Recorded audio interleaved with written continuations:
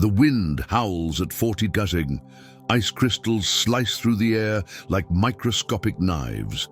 A small band of humans huddles in a cave entrance in what will one day be called France. But look closer. This isn't the scene of desperation your history teacher described. A child laughs as her grandmother makes shadow puppets against the firelit wall. Men carefully sort stone blanks for tomorrow's tool making. Women stitch waterproof seams with sinew thread so fine it would impress a modern tailor. The aroma of roasting mammoth fat fills the shelter, not the last desperate meal of a dying species, but tonight's feast for a thriving community. This is 25,000 years ago, the last glacial maximum, Earth's most brutal cold snap in human memory. But here's what nobody tells you about the Ice Age. Our ancestors didn't just endure it, they conquered it. While saber-toothed cats froze in their dens and even cold-adapted Neanderthals vanished from the Earth, Homo sapiens did something extraordinary. We thrived. The numbers are staggering. Imagine ice sheets 2 miles thick crushing everything from Scandinavia to Scotland. Sea levels plummeted 400 feet. Annual temperatures in Europe average 15 degrees Celsius below today's. The Sahara green and dotted with lakes. The Amazon a grassland. This wasn't just cold weather, it was an alien planet. For 100,000 years, ice ages had come and gone. But this one was different. Starting around 33,000 years ago, temperatures didn't just drop, they crashed. The world became a freezer, and the door slammed shut for the next 8,000 years. Scientists call it the last glacial maximum. Our ancestors called it home. In caves across Europe and Asia, archaeologists find the evidence. Not huddled skeletons of starvation victims, but the remains of complex communities. At Dolní Věstonice in the Czech Republic, they uncover ceramic figurines, art created when survival supposedly consumed every waking moment. In Russia, they find houses built from hundreds of mammoth bones, arranged with architectural precision that would challenge modern builders. The stereotypical caveman dragging his knuckles through the snow? Pure fiction. These were engineers who created the world's first weatherproof clothing. Artists who painted masterpieces by flickering firelight, traders who moved precious materials thousands of miles across frozen wastes. They were survivors of an apocalypse that lasted longer than all of recorded human history. And they didn't just survive. At Sungir in Russia, archaeologists discover an elderly man buried 34,000 years ago. His grave contains 3,000 mammoth ivory beads, each requiring hours to create. His clothing, reconstructed from the bead patterns, would have taken 2,500 hours to make. This wasn't subsistence, this was sophistication. The Ice Age shaped us, molded our bodies, our minds, our social structures. Every trait that makes us human, from our creativity to our cooperation, was forged in temperatures that would kill an unprepared modern human in hours. This is their story, the greatest survival tale never properly told. Welcome to hell frozen over. Welcome to humanity's finest hour. Imagine waking up to find your entire world changing. Not over centuries, but in decades. Your grandfather's stories of warm summers suddenly become mythology. The berries your mother gathered last year no longer grow. The reindeer migration routes your people followed for generations vanish as if they never existed. This wasn't science fiction. This was the Younger Dryas. 12,900 years ago, the world was finally warming. The great ice sheets were retreating. Forests crept north across Europe.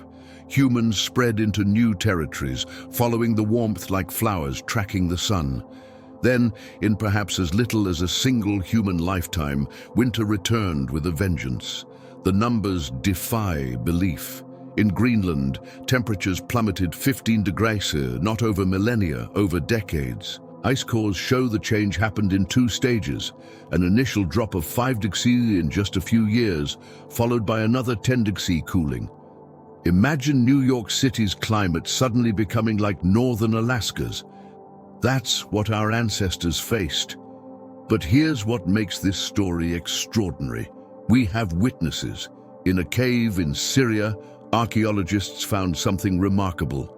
Sediment layers from Abu Huraira tell a story written in ancient pollen. Layer by layer, they reveal a paradise transforming into tundra, wild wheat and rye vanishing, trees disappearing. In one human generation, a land of plenty became a frozen desert. The villagers' response? They invented agriculture. Faced with starvation, these desperate humans began cultivating the few wild grasses that survived. The Younger Dryas didn't just test humanity. It transformed us from wanderers into farmers. The crisis became a catalyst. Scientists still debate what triggered this frozen apocalypse. The leading theory sounds like a disaster movie. As North American ice sheets melted, a massive lake formed. Lake Agassiz, larger than all today's Great Lakes combined. When an ice dam burst, fresh water equivalent to all the world's rivers, times 100, poured into the Atlantic. This freshwater tsunami shut down ocean currents that bring warmth to Europe. The climate system crashed like a computer hitting a fatal error. Within years, maybe months, the conveyor belt of heat stopped. The Younger Dryas lasted 1,300 years. To put that in perspective, it's longer than the time between the fall of Rome and the Renaissance. Entire cultures rose and fell within this single cold snap. In North America, the Clovis culture, those master hunters with their distinctive spear points, vanished. Their sophisticated toolkit, found from Alaska to Mexico, disappears from the archaeological record like someone erased them. One century they're everywhere, the next gone. But in their place, new cultures emerged, diverse, adaptable, innovative. The Folsom people developed even finer projectile points. Coastal peoples turned to the sea. The crisis that killed the mammoths birthed a dozen new ways of being human. The Younger Dryas teaches us something profound. Climate change isn't gradual. It's a switch, not a dial. And when it flips fast. Our ancestors survived temperature swings that make modern climate change look subtle, but they didn't just endure, they evolved. Each crisis forced innovation. Each catastrophe created opportunity. The ice came in a day, but humans, we adapted in a generation. The story was just beginning. Stand where London sprawls today and look up. In your mind's eye, stack 10 Empire State Buildings on top of each other. That's how high the ice towered during the last glacial maximum. 2 miles of grinding, groaning glacier pressing down with the weight of mountains. But here's the breathtaking part. While half of North America lay crushed under ice, just miles away, vast grasslands teemed with life. The Ice Age didn't blanket Earth uniformly in white. It created a patchwork planet of extremes. Where New York City stands, buried under a mile of ice. Siberia, mostly ice-free, a vast steppe stretching from Spain to Alaska. The English Channel, a grassy plain where humans hunted horses. The Grand Banks off Newfoundland, prime real estate for mammoth herds. Sea levels plummeted 400 feet as Earth's water locked into ice. Imagine draining the ocean until continental shelves emerged like Atlantis rising. Indonesia connected to Asia. Britain joined to Europe. Japan bridged to Korea. Tasmania merged with Australia. Entire continents appeared from beneath the waves. The jewel in this frozen crown was Beringia. Today, the Bering Strait separates Alaska from Siberia by 55 miles of icy water. But for 100,000 years, this was a grassland twice the size of Texas, not a narrow bridge, but a vast country in its own right, stretching 1,000 miles north to south. Archaeological evidence from Lake E5 in Alaska reveals something stunning. Humans didn't just cross Beringia. They lived there for thousands of years. Recent studies show distinctive genetic markers in Native Americans that could only develop if their ancestors spent millennia isolated in Beringia before spreading south. They weren't trapped. They were home. The landscape would make modern humans gasp. The Mammoth Steppe, a unique ecosystem that no longer exists, stretched from Ireland to the Yukon. Neither tundra nor grassland, but something in between. Nutritious grasses, herbs, and Arctic willows fed the greatest concentration of large animals Earth has ever known. A single square mile could support mammoths, woolly rhinoceroses, horses, bison, reindeer, musk oxen, and antelope. Lions twice the size of African lions, bears that dwarfed modern grizzlies, wolves with bone-crushing jaws. This wasn't a barren wasteland. It was the Serengeti on steroids. The numbers boggle the mind. Paleontologist Dale Guthrie calculated that the Mammoth Steppe supported 10 times the animal biomass of modern African savannas. Where the Serengeti might have 1 ton of animals per square kilometer, the Mammoth Steppe had 10. But perhaps the most extraordinary feature was the light. With sea levels down, Earth's reflectivity changed. Clear skies dominated. Summers brought 24-hour daylight to vast regions. Winters were brutal but dry. Siberia received less snow than Chicago gets today. This created perfect conditions for grazing animals, and where prey thrived, humans followed. At Yana River in Siberia 32,000 years ago, humans built a settlement at 71 north, 500 miles above the Arctic Circle. Not a temporary camp, but a permanent town with hundreds of artifacts. They didn't just survive the Arctic, they chose it. This transformed world created opportunities unimaginable today. You could walk from Paris to New York. Trade routes stretched from Scotland to Siberia without crossing water. Ideas, genes, and innovations flowed across continents. The Ice Age Earth wasn't our planet wrapped in a white blanket. It was a different world entirely, and humans didn't huddle at its edges. We ruled it. In a shelter near the Black Sea, 45,000 years ago, firelight flickers across a woman's concentrated face. In her weathered hands, she holds humanity's future. A sliver of bird bone, no bigger than a matchstick. But this isn't just any bone.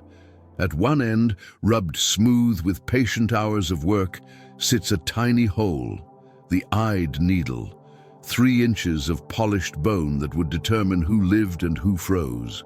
Before this moment, humans draped themselves in rough hides, effective in mild weather, deadly in the deep cold. Wind sliced through gaps, snow crept into seams. Body heat escaped like steam from a broken kettle.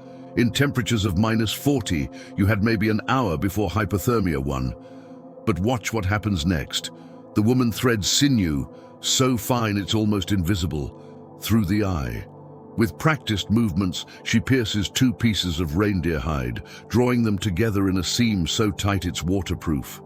What emerges isn't just clothing, it's engineering. Dr. Ian Gilligan from the University of Sydney puts it bluntly: without the needle, humans simply could not have survived north of the 45th parallel during the Ice Age. That's everything north of Portland, Oregon, half the inhabited world today. The archaeological evidence is stunning. At Denisova Cave in Siberia, needles dating back 50,000 years emerge from the sediment like time capsules. Each one represents thousands of hours of knowledge.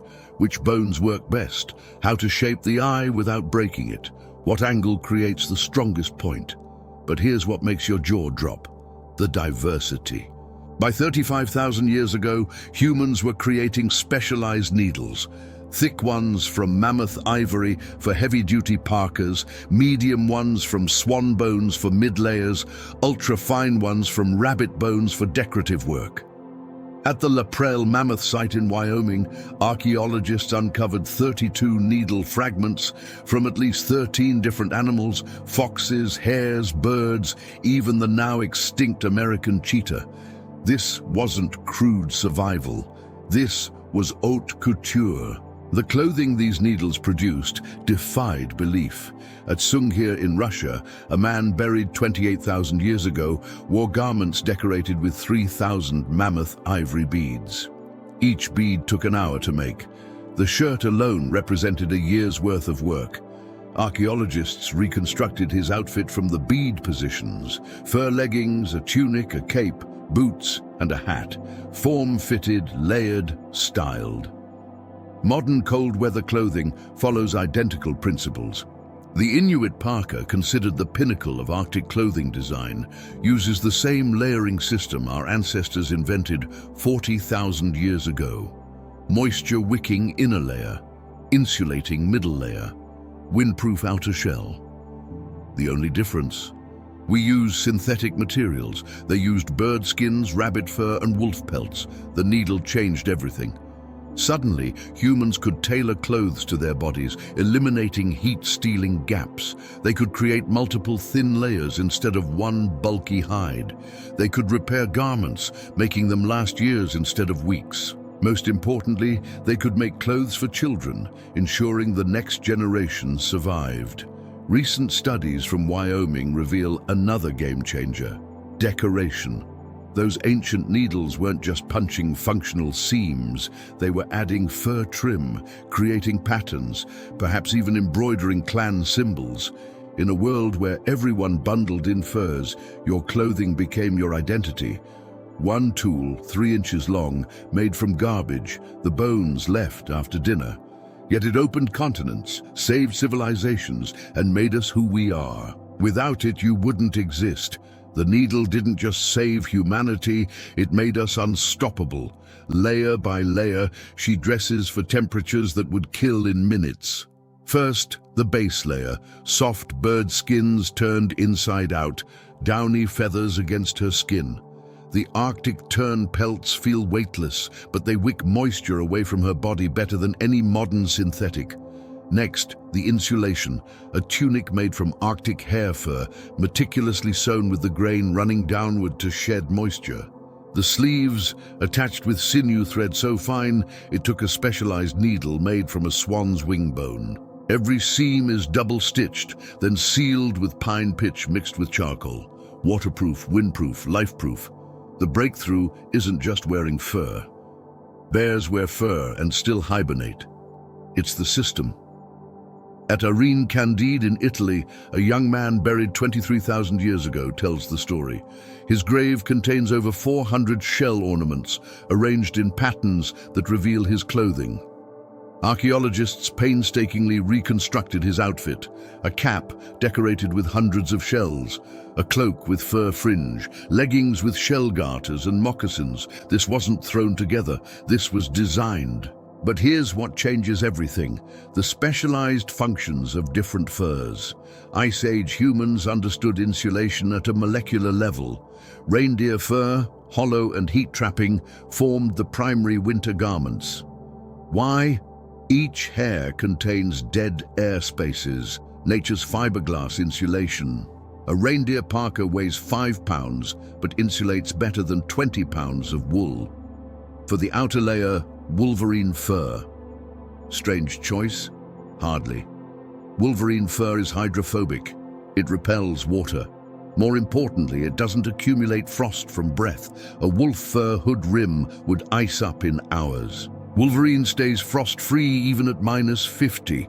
Modern Arctic explorers still haven't found anything better. The revelations keep coming. Archaeologists studying preserved fur from permafrost sites discovered something remarkable: selective breeding. Ice Age humans weren't just wearing wild animal pelts. They were choosing animals with specific fur qualities, perhaps even managing herds to produce better clothing materials. At Kostenki in Russia, 25,000-year-old tailoring reaches couture levels. Ivory needles so fine they rival modern steel, decorative fur trim cut in perfect geometric patterns, boots with separate soles sewn to uppers, a technique we wouldn't reinvent until medieval times. Children's clothing proves most revealing. At multiple sites, miniature versions of adult garments appear, not rough approximations, but scaled-down replicas with the same attention to detail. A child's parka from Siberia used 30 ground squirrel pelts, each prepared separately, then assembled in a complex pattern that maximized insulation while allowing movement. The mathematics are staggering. A complete winter outfit required 5 reindeer for the main garments, 50 to 100 ground squirrels for underlayers, 2 to 3 wolves for trim, 1 bear for sleeping robes, and countless smaller animals for accessories. One person's clothing represented hundreds of successful hunts. But perhaps the most ingenious innovation was biological. These clothes weren't just worn, they were lived in. The innermost layers developed beneficial bacteria that helped regulate temperature and prevent disease. Like a sourdough starter, these garments improved with age, becoming personal microbiomes that protected their wearers. Modern extreme weather clothing costs thousands and uses space-age materials. Ice Age humans achieved better results with stone tools and animal parts. Their clothing didn't just protect, it regulated temperature, managed moisture, prevented infection, and lasted years. They didn't dress for survival, they dressed for success. And in temperatures that would flash freeze exposed flesh, success meant perfection in every single stitch. The farmer's shovel strikes something hard in the Ukrainian soil, probably another rock.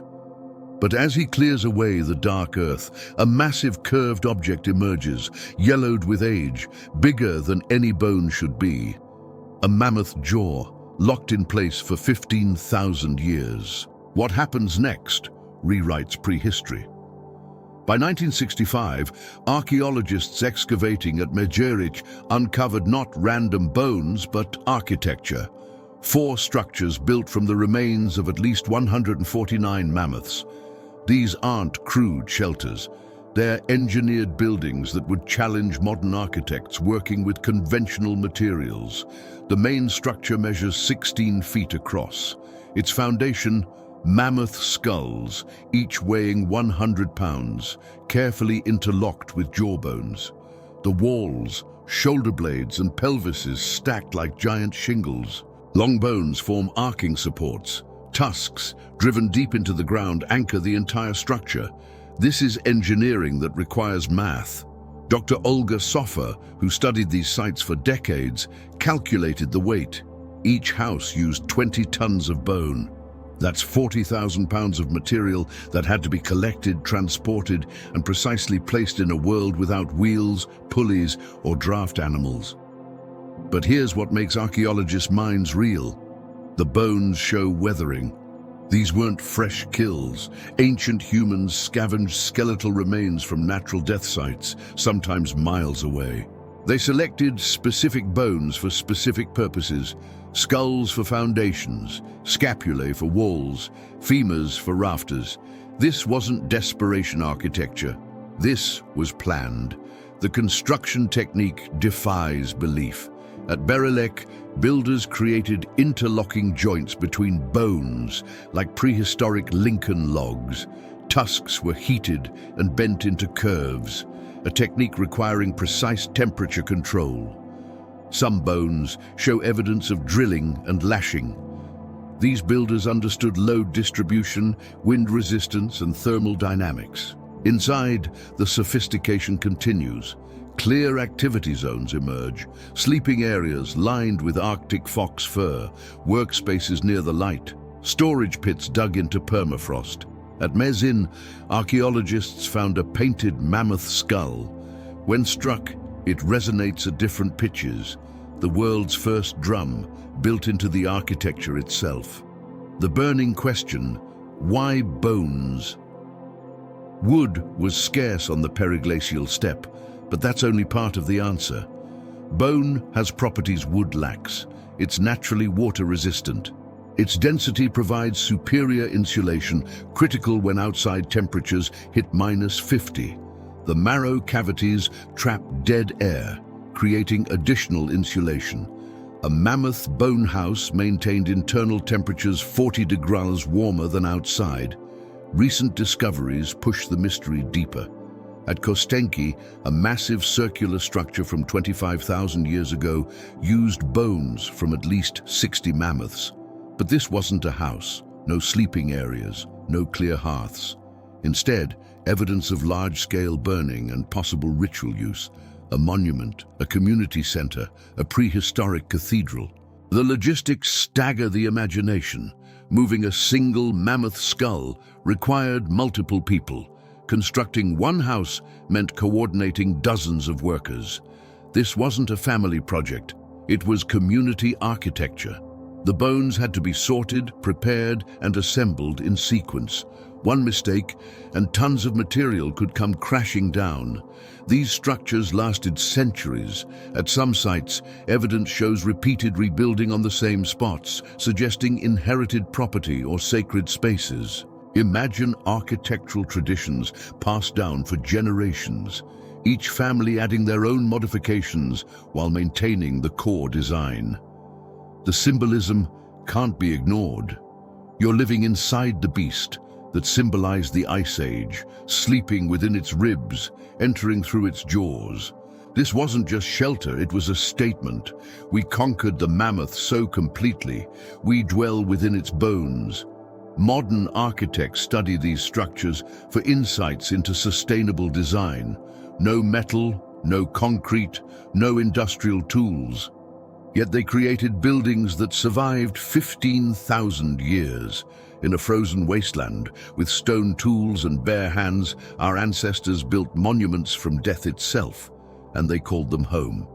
In the depths of the Cavemen 9 site in Ukraine, archaeologist William Murphy brushes away 23,000 years of sediment. What emerges challenges everything we thought we knew about Ice Age survival. 3 distinct hearths, each telling a different story, each burning at 600-degree kicks, as hot as a modern campfire. But here's the mystery that keeps scientists awake. During the last glacial maximum, Earth's deepest freeze, evidence of fire almost vanishes. How do you survive -50 without fire?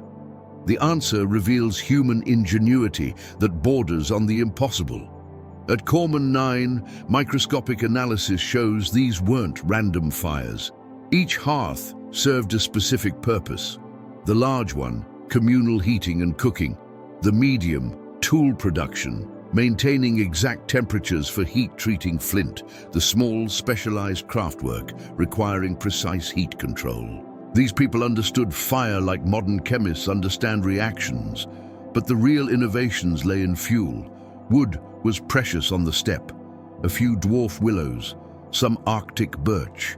Burning it all meant death, so our ancestors innovated. Bonfires, fat lamps, dung furnaces. Each fuel source required different techniques, different structures, and different knowledge. Archaeologist Alexander Pryor discovered something stunning at Kostenki. Burned bone fragments revealed temperatures exceeding 650 degrees. You can't achieve that by tossing bones on a fire. It requires forced air, prehistoric bellows. It requires specific bone preparation. It requires understanding that bone marrow, rendered at exact temperatures, burns hotter than wood. The fat lamp revolution changed everything. A hollowed stone, seal blubber, a moss wick, simple ingredients, world-changing results. These lamps burned for days without refueling, no smoke, steady heat, portable light. In the permanent darkness of Arctic winter, these weren't luxuries, they were lifelines. At Dolny Vestonets, 26,000 years ago, someone discovered ceramic technology, not for pots, for heating. They created ceramic heating elements that stored and radiated warmth hours after the fire died. Archaeologists found hundreds of ceramic fragments, all fired at temperatures revealing precise thermal control.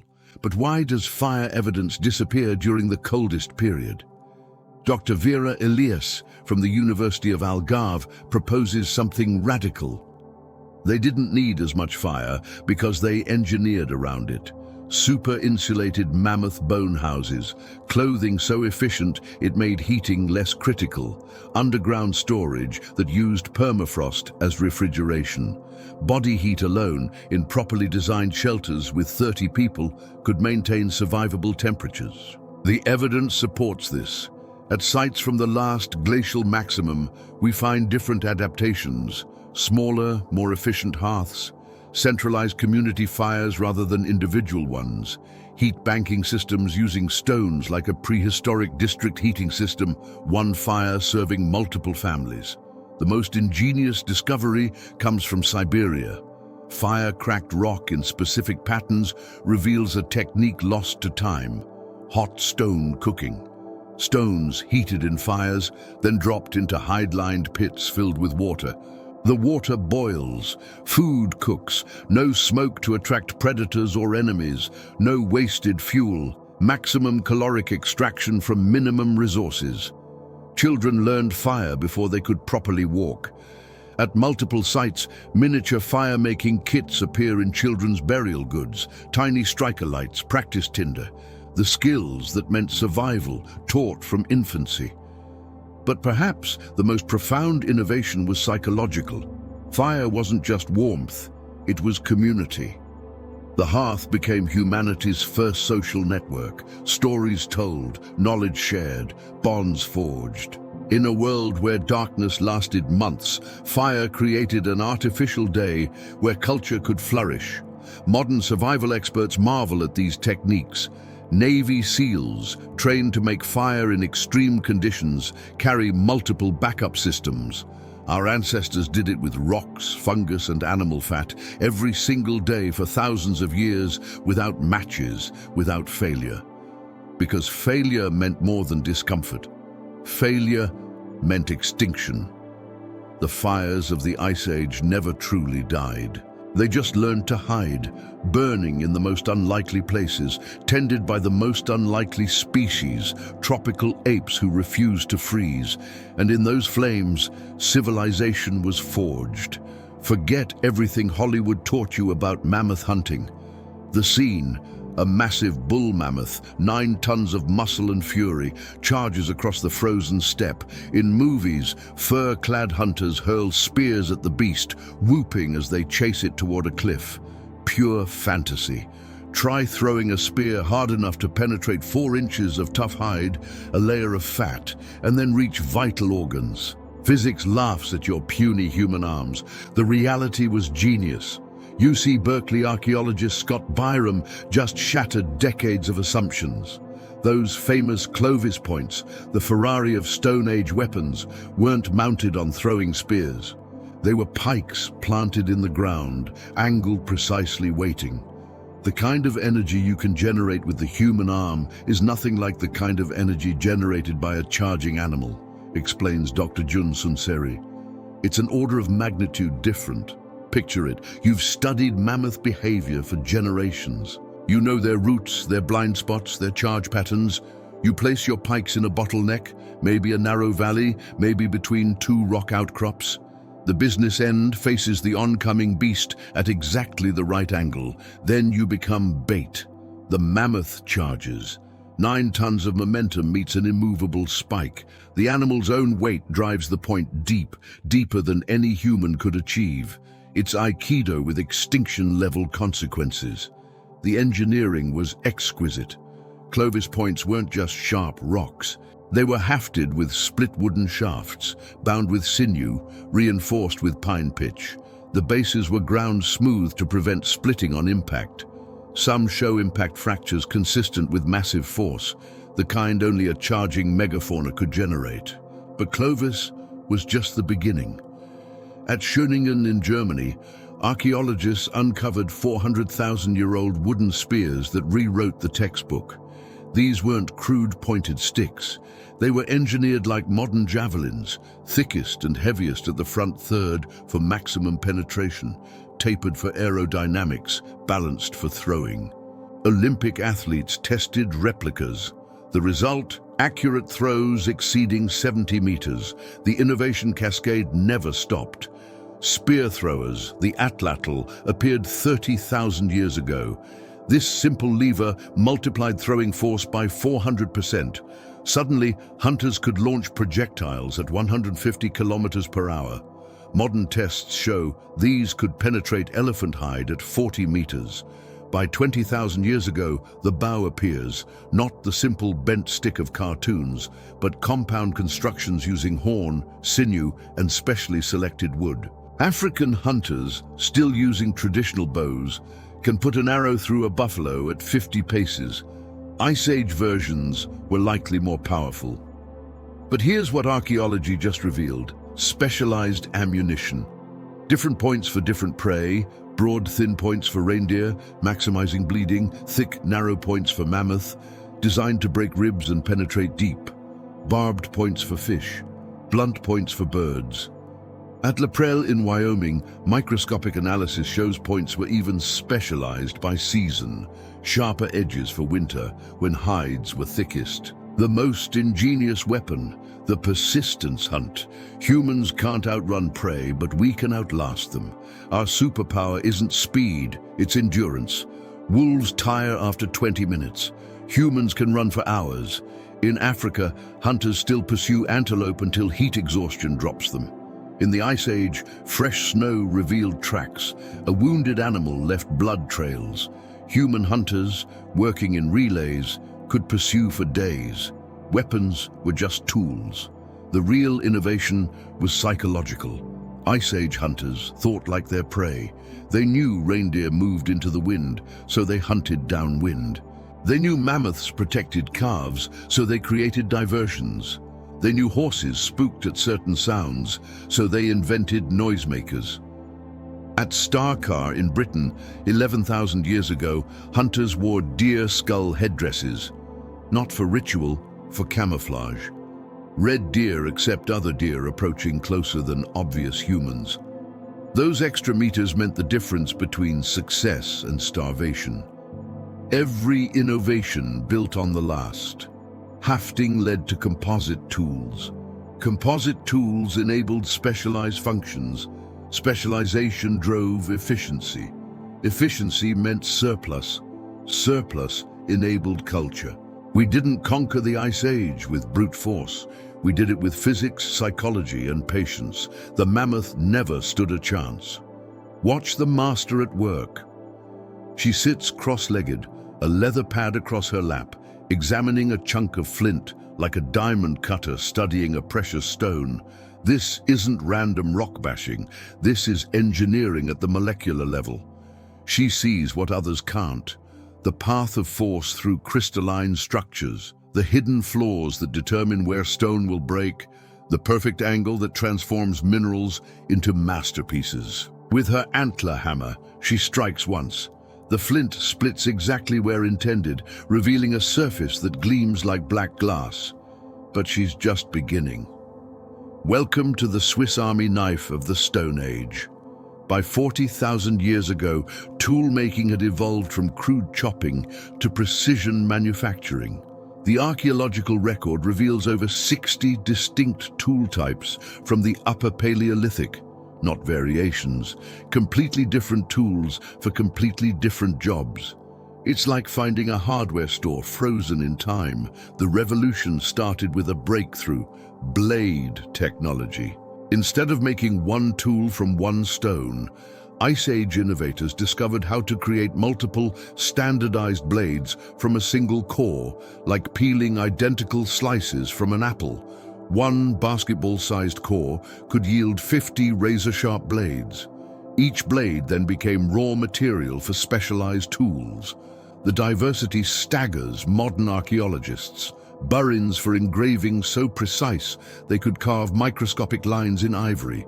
End scrapers for hide preparation with edges worn smooth from processing thousands of pelts. Backed bladelets. Tiny geometrics that formed composite tools, borers for precision drilling, notch tools for shaft straightening. But here's what changes everything: hafting. 35,000 years ago, someone figured out how to attach stone to wood. Simple concept, world-changing implications. Suddenly, tools had leverage, they had reached, they had replaceability. Break your spear point, pop in a new one. Different task, different attachment. The multi-tool was born. At Pinsevent in France, archaeologists uncovered an Ice Age workshop frozen in time. 15,000 years ago, someone sat here making tools. The debris patterns reveal their technique. Controlled pressure flaking, using antlers to remove flakes thinner than paper. The precision equals modern surgical instruments. Regional styles emerged like prehistoric patents, solitary in points from France and Spain, so thin, light passes through them, crafted using heat treatment and pressure flaking, their art masquerading as tools. Russian sites yield different innovations, large unifacial tools, perfect for heavy butchering. Each region's toolkit adapted to local resources and needs. The real genius lay in composite tools. At Mezherik, archaeologists found groove bones that puzzled them for years. Then someone noticed the grooves exactly fit microliths. These were handles holding rows of tiny stone inserts, prehistoric razors with replaceable blades. When one is dulled, pop it out, slide in a fresh one. The invention of modular technology 20,000 years before modules. Children learn by doing. Sites yield thousands of practice pieces, failed attempts at replicating adult tools. The learning curve was steep. Modern experimental archaeologists need months to achieve basic competence. Ice Age children started at 5, mastered techniques by 15. Their lives depended on it. Heat treatment revolutionized possibilities. By 72,000 years ago in South Africa, humans discovered that heating silkrete to precise temperatures transformed its molecular structure. Brittle stone became workable. Difficult materials became cooperative. It's material science that wouldn't be rediscovered until the Industrial Revolution. Tool caches reveal forward thinking. At multiple sites, prepared cores and rough tools lie buried. Prehistoric supply depots, hunters traveling light could stop, grab pre-made tools, and continue the chase. It's logistics management from the Pleistocene. The pinnacle, pressure flaking. Using antler or bone, craftsmen could remove flakes atom thin. The control was absolute. They could create serrated edges with teeth smaller than rice grains, notches precise enough to hold sinew threads, points so sharp they slice paper after 20,000 years. But tools were more than function. They were identical. French Magdalenian points differ from German ones. Spanish styles, distinct from Russian. Like accents in stone, these differences proclaimed origin. In a world of small bands and vast distances, your tools said who you were. Modern humans struggle to replicate these techniques with metal tools. Our ancestors did it with rocks, bones, and patience. Each strike required understanding of physics. Each tool demanded hours of focused work. Each innovation built on generations of knowledge. They didn't just chip stones, they transformed matter itself, one calculated blow at a time. The toolkit of the Ice Age wasn't primitive, it was precision incarnate. The mammoth charges, 9 tons of fury thundering across the frozen steppe. In our imagination, fur-clad hunters scatter as tusks sweep through the air. But step into the archaeological tent at Cavemen, Austria, and a different story emerges from 24,000-year-old bones. Here's what shocks researchers. Of thousands of bones meticulously catalogued, over 90% belong to one animal. Not the mighty mammoth, not the fierce cave bear. Reindeer. "Look at these antlers," says Dr. Kirsten Pastor, running her fingers along a still-attached skull. "Winter kills everyone." This wasn't random hunting. These Ice Age humans specifically targeted reindeer in their prime winter coats, when the fur was thickest, warmest, and most water-resistant. While we've been obsessed with mammoth hunters, the real survival story was following the reindeer. Think about it. A mammoth provides massive amounts of meat, yes, but catching one, that's lottery odds. Reindeer, however, moved in predictable patterns. They migrated with the seasons. They gathered in groups. Most importantly, they provided everything: meat, fur, sinew, antler, and bone. The isotope analysis tells us these hunters weren't opportunists, they were specialists. Tooth wear patterns on human remains match a diet consistently high in reindeer meat. Cut marks on bones show practiced, efficient butchery. These people knew reindeer anatomy like surgeons, but here's the revelation. The age profiles show they primarily hunted calves and yearlings, not because they were easier targets, but because young reindeer fur is the finest insulation nature ever created. 1 square inch contains more hollow hairs than any other deer species, perfect for trapping warm air. At the same site, archaeologists found 62 eyed needles. 62? That's not clothing repair, that's a textile factory.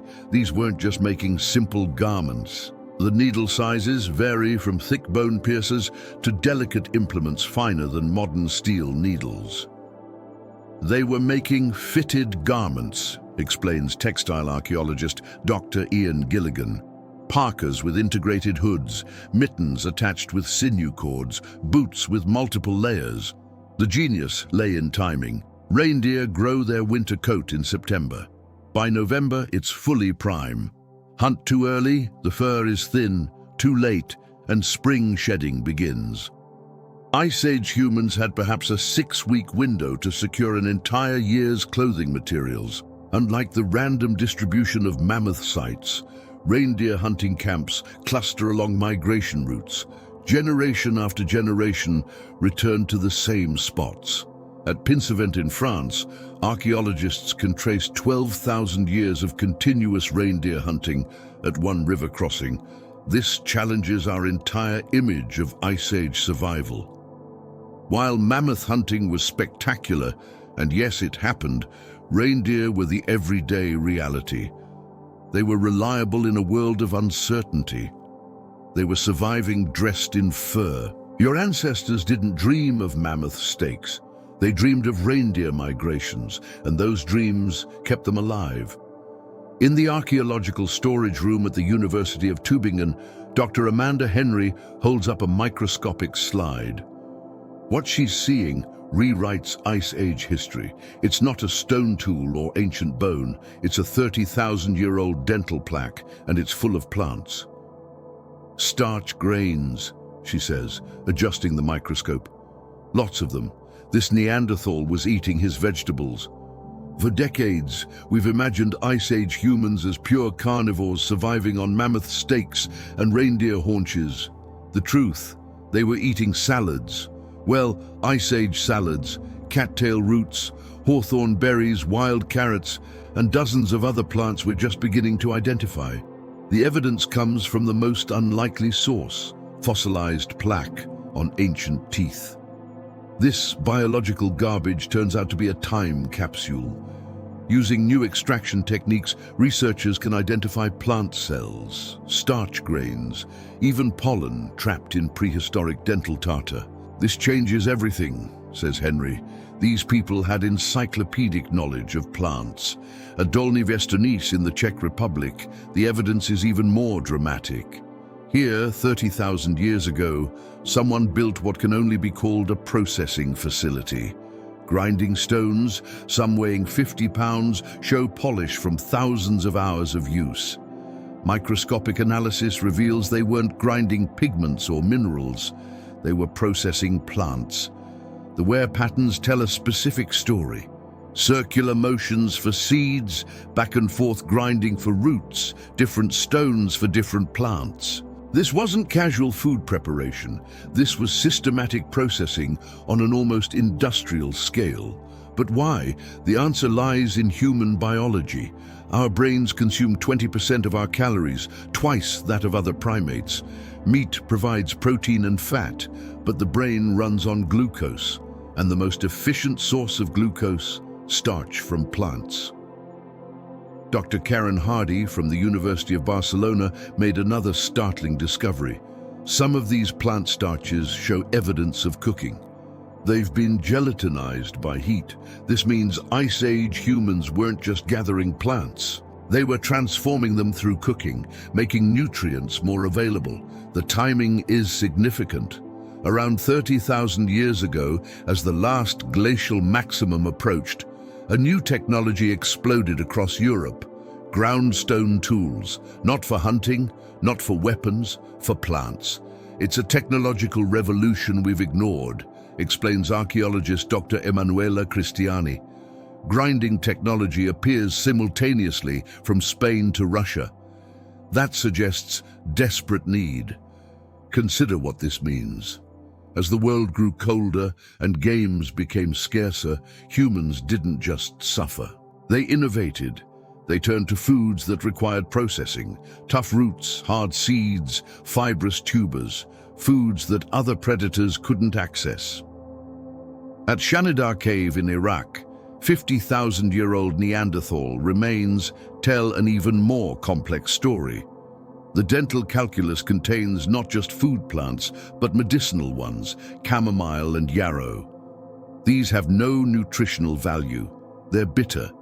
They're medicine. The plant knowledge required staggers the imagination.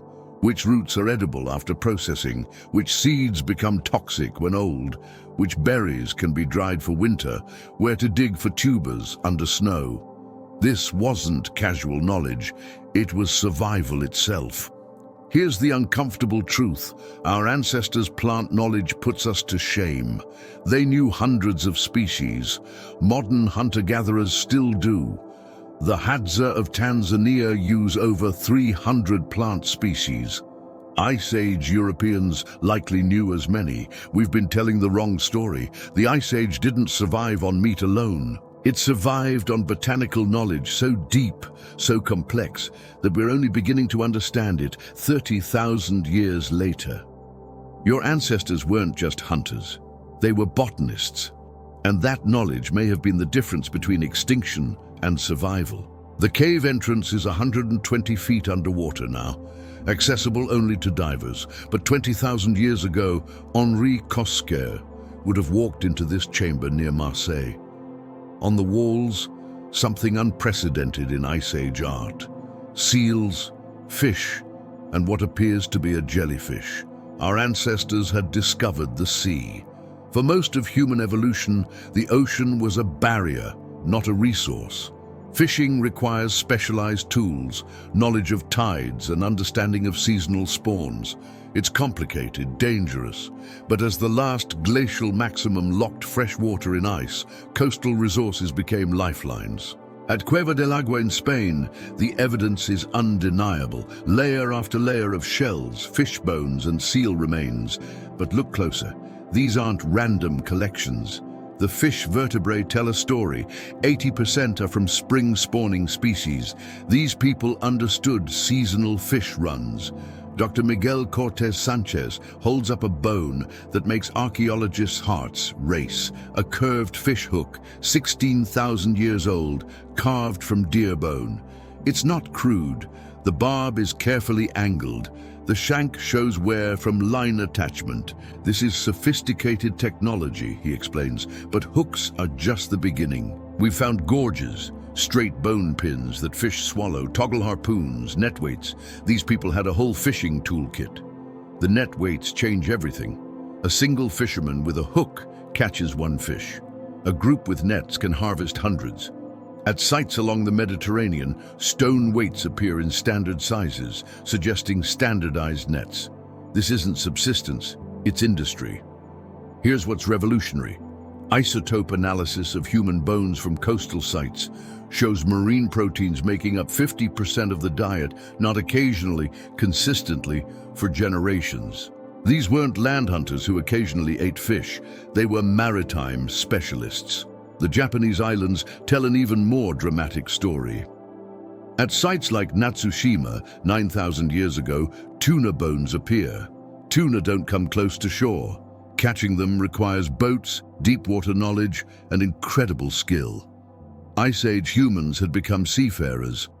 But the most stunning evidence comes from the Channel Islands of California at Daisy Cave. John Erlandson's team found something that shouldn't exist, 13,000-year-old shellfish hooks. The islands were never connected to the mainland. People had to boat there. This wasn't accidental drift, Erlandson emphasizes. They brought tools, established camps, and exploited marine resources. They were maritime people. The nutritional implications stagger. Fish provide omega-3 fatty acids crucial for brain development. Shellfish offer minerals scarce in terrestrial foods. Seaweed, Yes, they ate it. Provides iodine essential for thyroid function. The ocean wasn't just food, it was a pharmacy. Consider the knowledge required. Tides that expose shellfish beds, spawning seasons for different species, which fish school where, how to read currents, where seals haul out. This isn't learned overnight. It's generational knowledge. At Pinnacle Point in South Africa, the story goes back even further. 164,000 years ago, humans were systematically harvesting shellfish. The behavior appears during a glacial period when inland resources crashed. The ocean saved them. The technology evolved rapidly, from simple shells with natural edges to crafted hooks, from hand gathering to nets, from shore foraging to deep water hunting. Each innovation opened new ecological niches. But perhaps most remarkably, coastal sites show less seasonal stress than inland ones. Isotope analysis reveals steadier nutrition year-round. While inland hunters faced feast or famine cycles, coastal peoples had the ocean's buffet. The dive at Cosca Cave revealed one final detail. Among the painted fish is a great auk, a flightless seabird extinct for centuries. The artist painted from life, capturing details only direct observation could provide. Ice Age humans didn't just discover the sea, they mastered it. And in mastering it, they found a resource that would sustain humanity through the harshest conditions Earth could offer. Your ancestors weren't just hunters and gatherers, they were fishermen. And that third revolution may have been the most important of all. The footprints in White Sands, Australia, tell a 20,000-year-old story. A group walking together, adults, teenagers, children. One set of prints shows someone running, probably chasing prey. Another walks with a limp, helped by someone beside them. This wasn't just a hunting party, this was a family. In a world where temperatures could kill in hours, where predators hunted in packs, where a broken ankle meant death, humans discovered the ultimate survival technology, each other. The basic unit wasn't the individual, explains anthropologist Dr. Polly Wiesner. It was a band, 25 to 30 people bound by kinship and trust. Lose your band, lose your life. Modern hunter-gatherers give us windows into this world. The king of the Kalahari still lives in bands remarkably similar to our Ice Age ancestors. No chiefs, no formal leaders, decisions through discussion, power through persuasion, not force. But how does a group function without hierarchy? The answer challenges everything modern humans assume about organization. Ice Age bands operated on principles so effective, they sustained humanity for 95% of our existence. First principle, radical sharing. At the Pinsevent site in France, archaeologists mapped exactly where reindeer carcasses were butchered 12,000 years ago. The distribution pattern is telling. Meat spread evenly across all hearths. No family hoarded, everyone ate or no one did. This wasn't communist ideology, it was survival mathematics. A single hunter's success was random. Share today, eat tomorrow, when your hunt fails. The math is brutal. In the Arctic, a lone hunter has a 1 in 20 chance of daily success. A band sharing has 19 in 20. Second principle, flexible leadership. Among the Netsilik Inuit, studied before modernization, leadership shifted with context. Best tracker leads the hunt. Best seamstress organizes clothing production. Elder, with geographic memory, guides migration. Authority was situational, not permanent. This is a sophisticated political organization, notes Dr. Christopher Boehm. It requires suppressing the ego for group benefit. Very few modern humans can do this. The archaeological evidence supports this.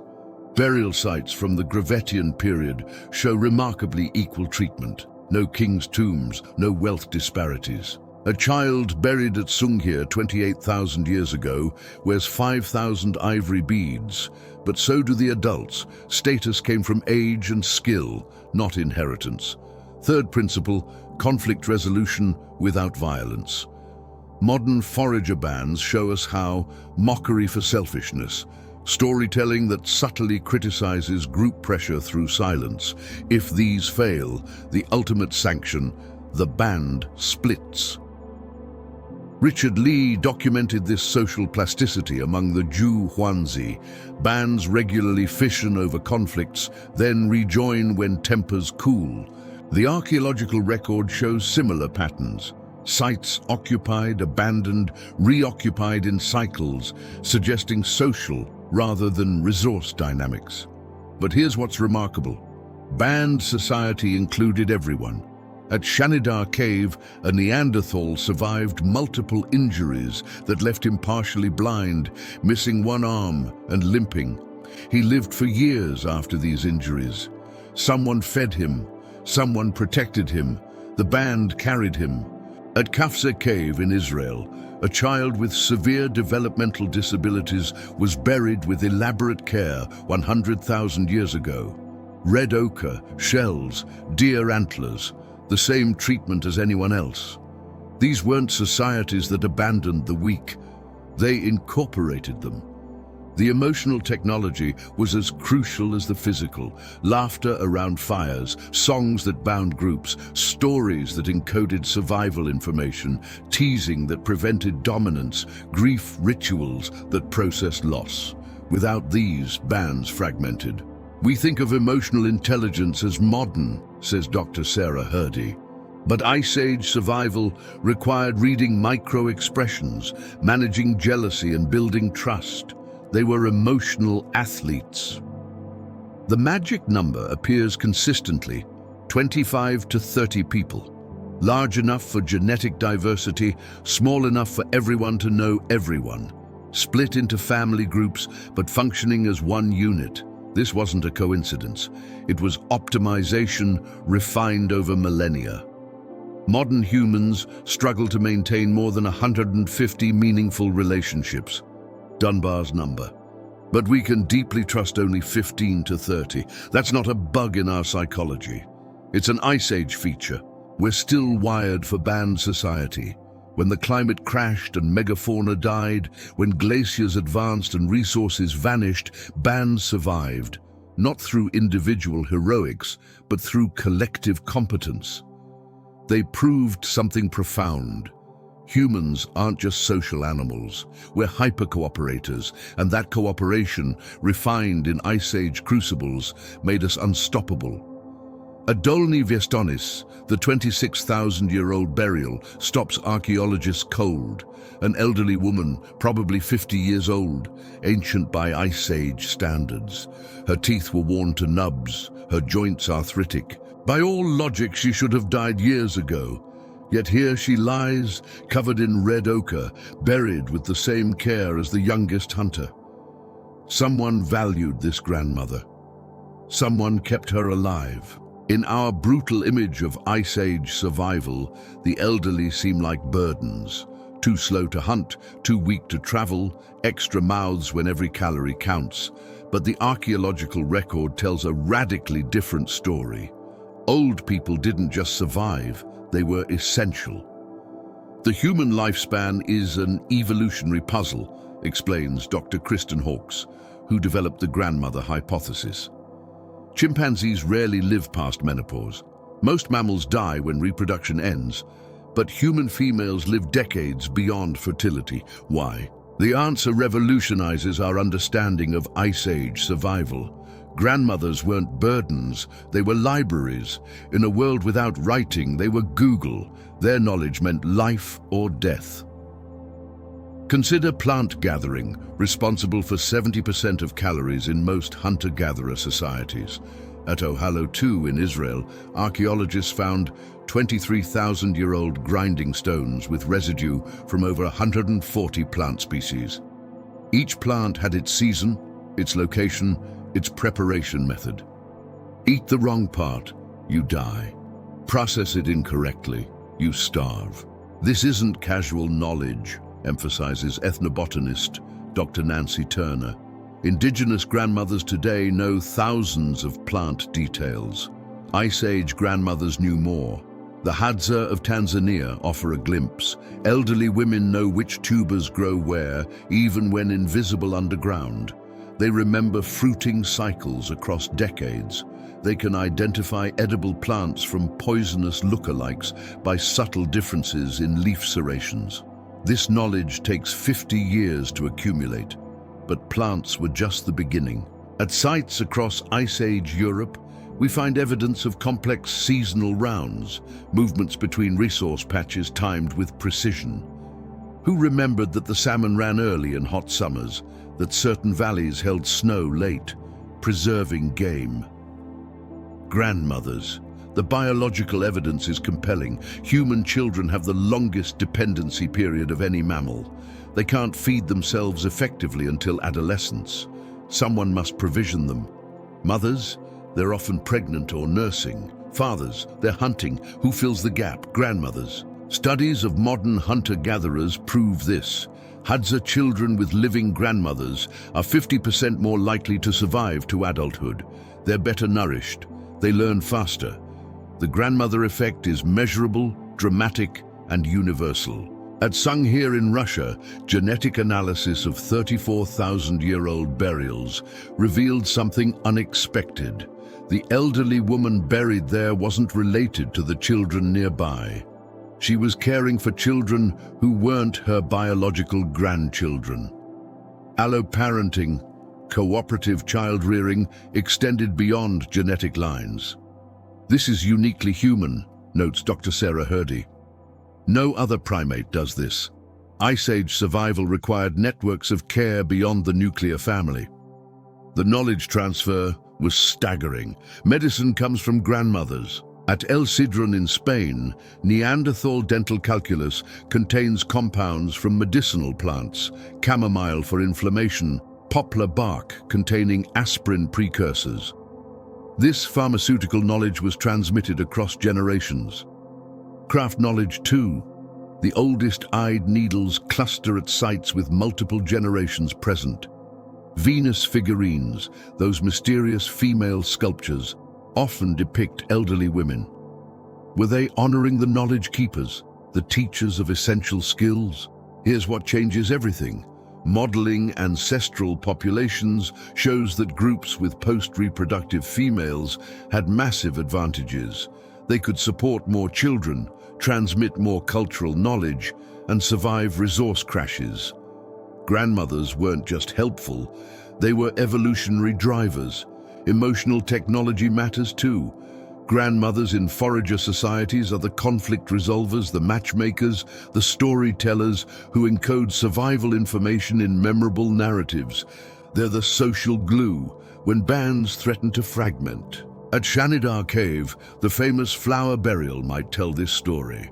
The elderly individual was buried with medicinal plants, a healer, a knowledge keeper, someone valued not for strength, but for wisdom. The math is inescapable. Ice Age bands that supported elderly women had more surviving grandchildren. Those grandchildren carried genes for longevity. The cycle reinforced itself. Grandmothers created the conditions for their own evolution. This challenges our youth-obsessed culture's assumptions. In the harshest conditions humans ever faced, age wasn't weakness. It was wealth, not physical wealth, but something more valuable. Knowledge that meant survival. Your existence proves this. You're here because Ice Age bands valued their grandmothers, because someone 30,000 years ago decided that keeping an arthritic elder alive was worth the calories. That decision echoes through time. The Ice Age wasn't survived by the young and strong alone. It was survived by communities wise enough to value experience over strength, knowledge over youth, wisdom over vigor. Grandmothers didn't just help our ancestors survive the Ice Age. They may have been the reason we survived at all.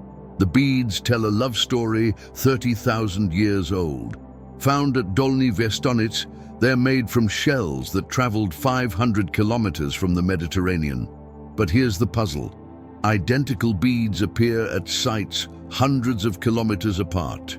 These weren't trade goods, they were engagement rings, Ice Age style. In a world of tiny bands scattered across frozen continents, finding a mate outside your family group wasn't just preferable, it was mandatory.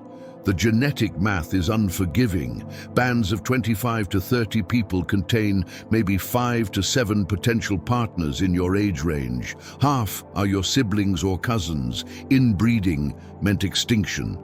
The solution was breathtaking in scope, explains geneticist Dr. Connie Mulligan. Ice Age humans created mate exchange networks spanning thousands of square kilometers. These weren't random hookups. They were diplomatic missions. The evidence comes from multiple sources.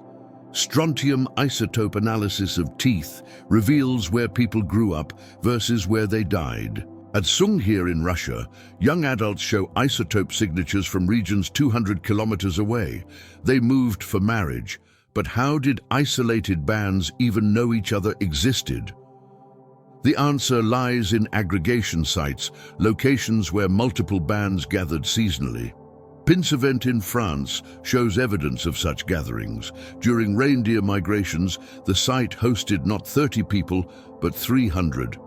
It was speed dating Ice Age edition, jokes archaeologist Dr. Meg Conkey, but with life or death stakes. The material evidence is striking. Jewelry styles, specific bead types, pendant designs, decoration patterns spread along predictable routes, not randomly like trade goods, but in clusters suggesting marriage networks. A woman buried at Pavlov Hills wears beads matching styles from sites 400 kilometers away. She likely brought them from her birth band. Personal ornaments served as identity markers. Shell types indicated coastal origins. Amber meant Baltic connections. Specific tooth pendants showed group affiliation. In a world without Facebook, jewelry was your profile. The logistics stagger modern minds. Young adults walking hundreds of kilometers through glaciated landscapes to find partners. But ethnographic evidence from recent hunter-gatherers shows similar patterns. Australian Aboriginal groups maintained marriage networks across continental scales. These weren't one-way trips. Genetic evidence shows bi-directional movement, suggesting complex alliance systems. A woman might move to her husband's band, but her brothers would seek wives from other groups, creating web-like connections across the landscape. At Ksar Akil in Lebanon, 40,000 years old, archaeologists found what might be history's first love token, a foxtooth pendant with microscopic residue of red pigment worn against skin, transferred to a beloved. We'll never know, but someone cared enough to carry it from Europe to the Levant. These objects had biographies, explains Dr. Clive Gamble. They moved with people, accumulated memories, and symbolized relationships. The social negotiations were complex. Which band gave more partners? How were alliances balanced? What happened when partnerships failed?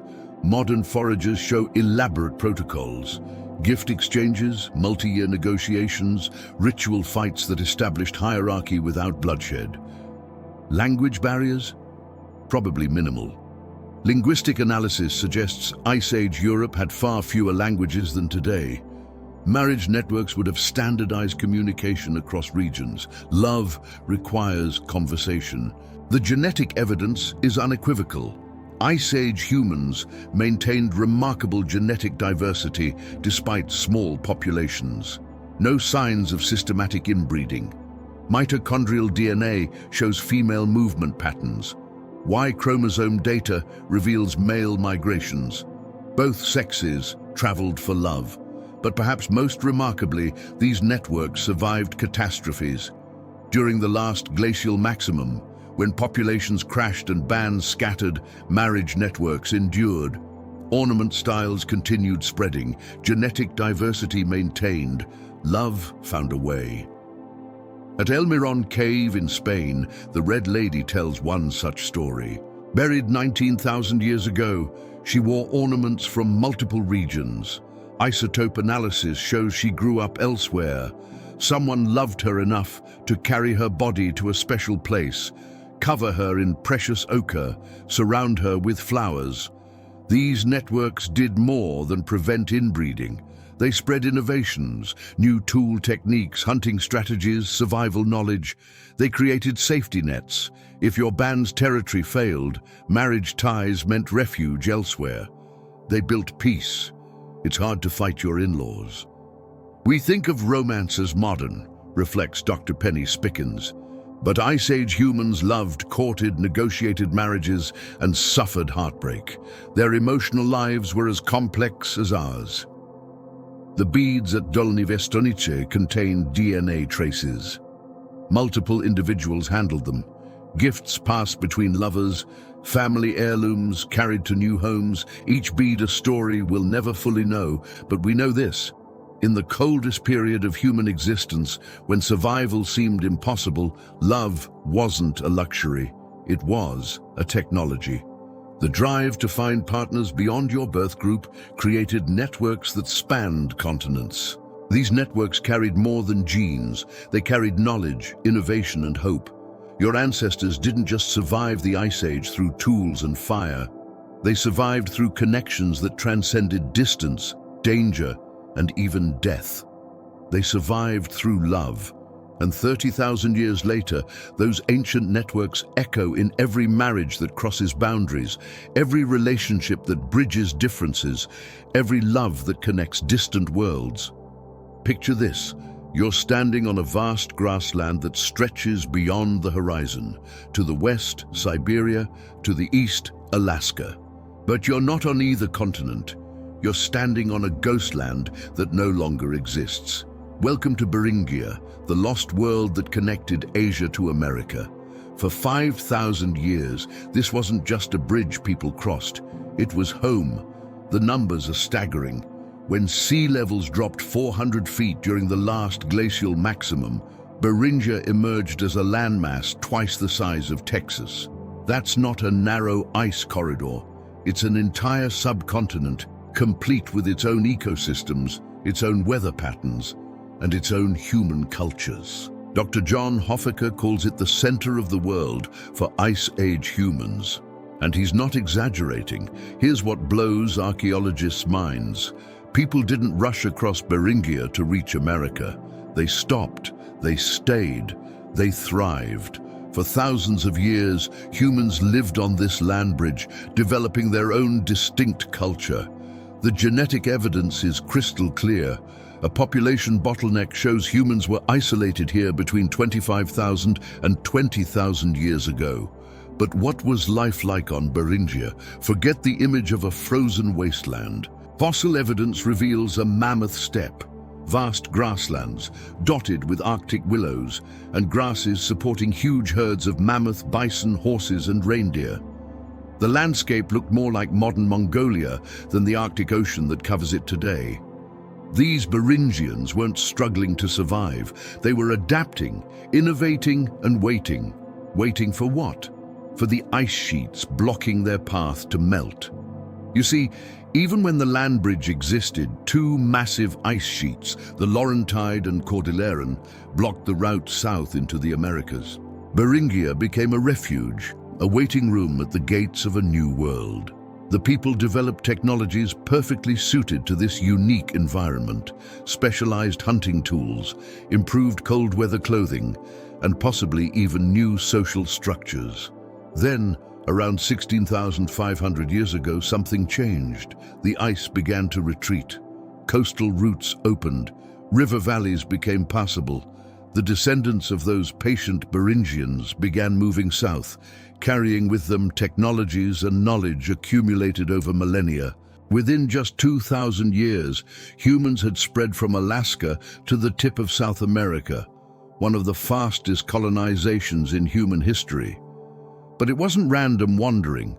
These were the descendants of people who had spent 5,000 years perfecting survival in Earth's harshest environments. Today, Beringia lies beneath the Bering and Chukchi seas, but its legacy lives on in the DNA of every indigenous American in archaeological sites, from Montana to Chile. And in the profound truth it teaches us, sometimes the greatest journeys require the patience to stop and wait. The bridge at the end of the world wasn't just a pathway, it was a crucible that forged the Americas. In the frozen darkness of an Arctic winter, 8,000 years ago, a team of dogs pulls a loaded sled across the ice. Their cargo, volcanic glass from a Russian lake, destined for a trading post 2,000 kilometers away. This wasn't survival, this was commerce. Welcome to history's first superhighway. The discovery stunned archaeologists. At Zhukov Island, deep in the Arctic Ocean, they found obsidian tools. Sophisticated chemical analysis revealed their origin. Lake Krasnoye in Chukotka, Russia. The straight-line distance, 2,500 kilometers. The actual route, at least 2,000 kilometers of frozen rivers, tundra, and sea ice. Dr. Yaroslav Kuzmin, who led the research, couldn't hide his amazement. This is not just long-range, but ultra-long-range transport of raw materials. Think about that distance. It's like traveling from London to Istanbul on foot in the Arctic during the Ice Age. But here's what makes this discovery revolutionary. The obsidian wasn't carried by the people who mined it. Analysis shows a sophisticated exchange network with relay points every 700 kilometers. This wasn't desperate wandering. It was organized trade, complete with middlemen and established routes. The key technology, dogs. At Zhukov Island, archaeologists found the remains of sled dogs, some of the earliest evidence of dog domestication for transportation. These weren't pets or hunting companions. These were engines of commerce, capable of pulling loads no human could manage across distances that would kill a walking man. Vladimir Pitulko, who excavated Zhukov, paints a vivid picture. In March and April, when snow is still solid and days are getting longer, dog sled teams would have connected settlements across thousands of kilometers. But why obsidian? Why risk everything for volcanic glass? The answer lies in the blades. Obsidian fractures into edges sharper than surgical steel, literally sharper than modern scalpels. In a world without metal, obsidian was the ultimate cutting tool. It was the uranium of the Stone Age, a strategic resource worth traveling thousands of kilometers to obtain. The trade network reveals something profound about Ice Age humans. These weren't isolated bands, barely surviving. They were connected communities sharing information, resources, and innovations across continental distances. When someone at Lake Krasnoye developed a new napping technique, people in the Arctic learned about it. When the climate changed in Siberia, news traveled to Alaska. This ancient obsidian road operated 4 times longer ago than the famous Silk Road.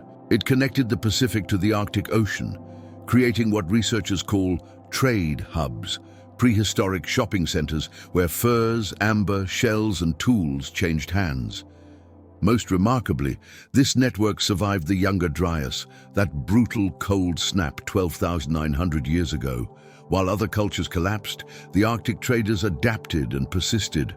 Their dog sleds kept running, their obsidian kept flowing, and their connections held firm. Today, climate change threatens to reveal more of these ancient roots as permafrost melts.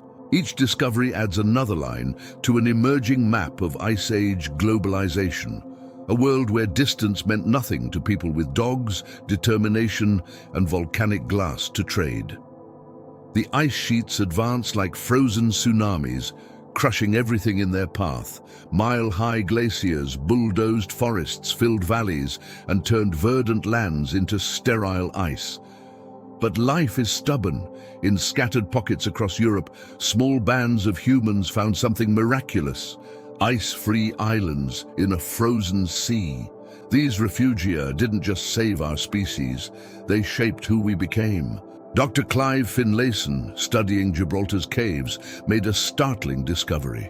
While northern Europe lay buried under ice, the southern tip of Iberia bloomed with life.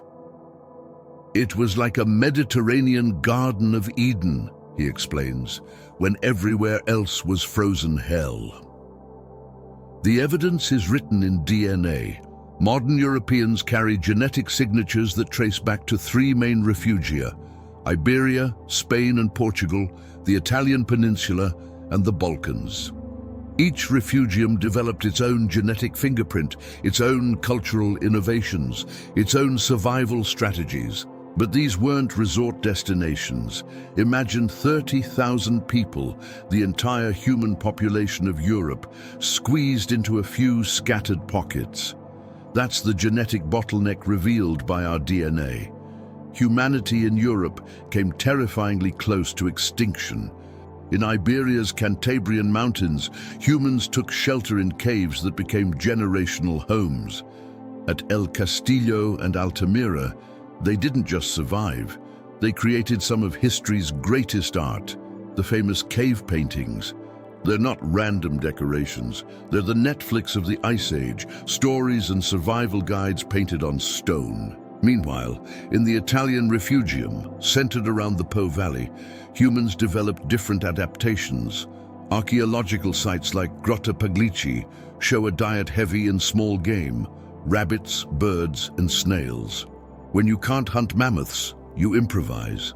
These people became specialists in exploiting every available resource, a skill that would prove vital when the ice retreated.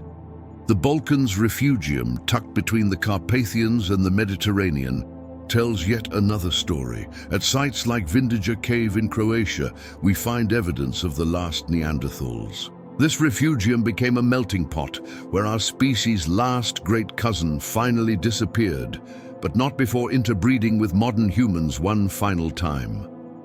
Professor Oksana Garcia Rodriguez's groundbreaking 2024 research revealed something unexpected.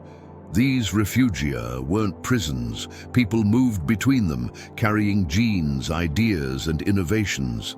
Maritime technology advanced dramatically as coastal routes became lifelines between isolated populations. When the ice finally began retreating 19,000 years ago, something remarkable happened. Like compressed springs suddenly released, populations exploded out of their refugia. Iberians moved north, Italians spread west, Balkan peoples pushed east.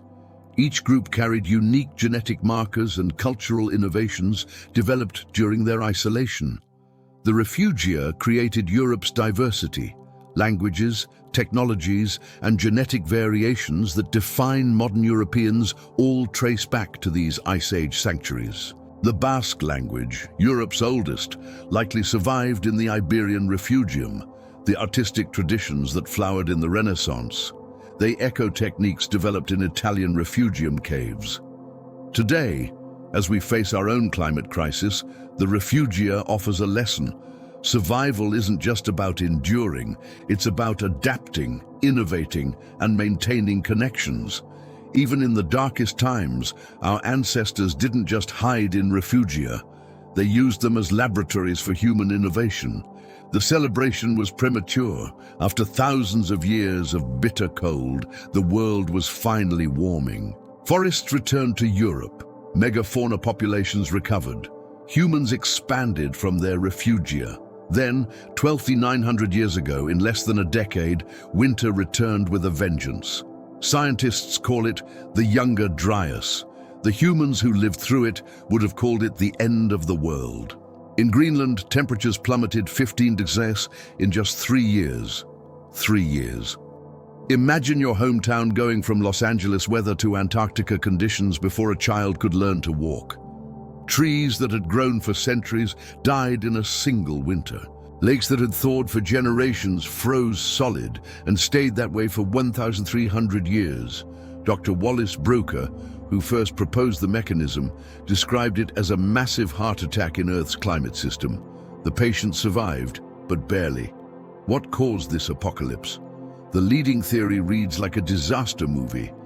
As ice sheets melted, a gigantic freshwater lake, Lake Agassiz, larger than all the modern Great Lakes combined, suddenly drained into the North Atlantic. This freshwater tsunami shut down ocean currents that brought warm water north. The global climate system crashed like a computer, hitting a fatal error. For humans who had just begun to taste prosperity, the Younger Dryas was catastrophic. In North America, the Clovis culture, those master mammoth hunters with their beautiful spear points, vanished from the archaeological record. Not declined, not evolved, vanished.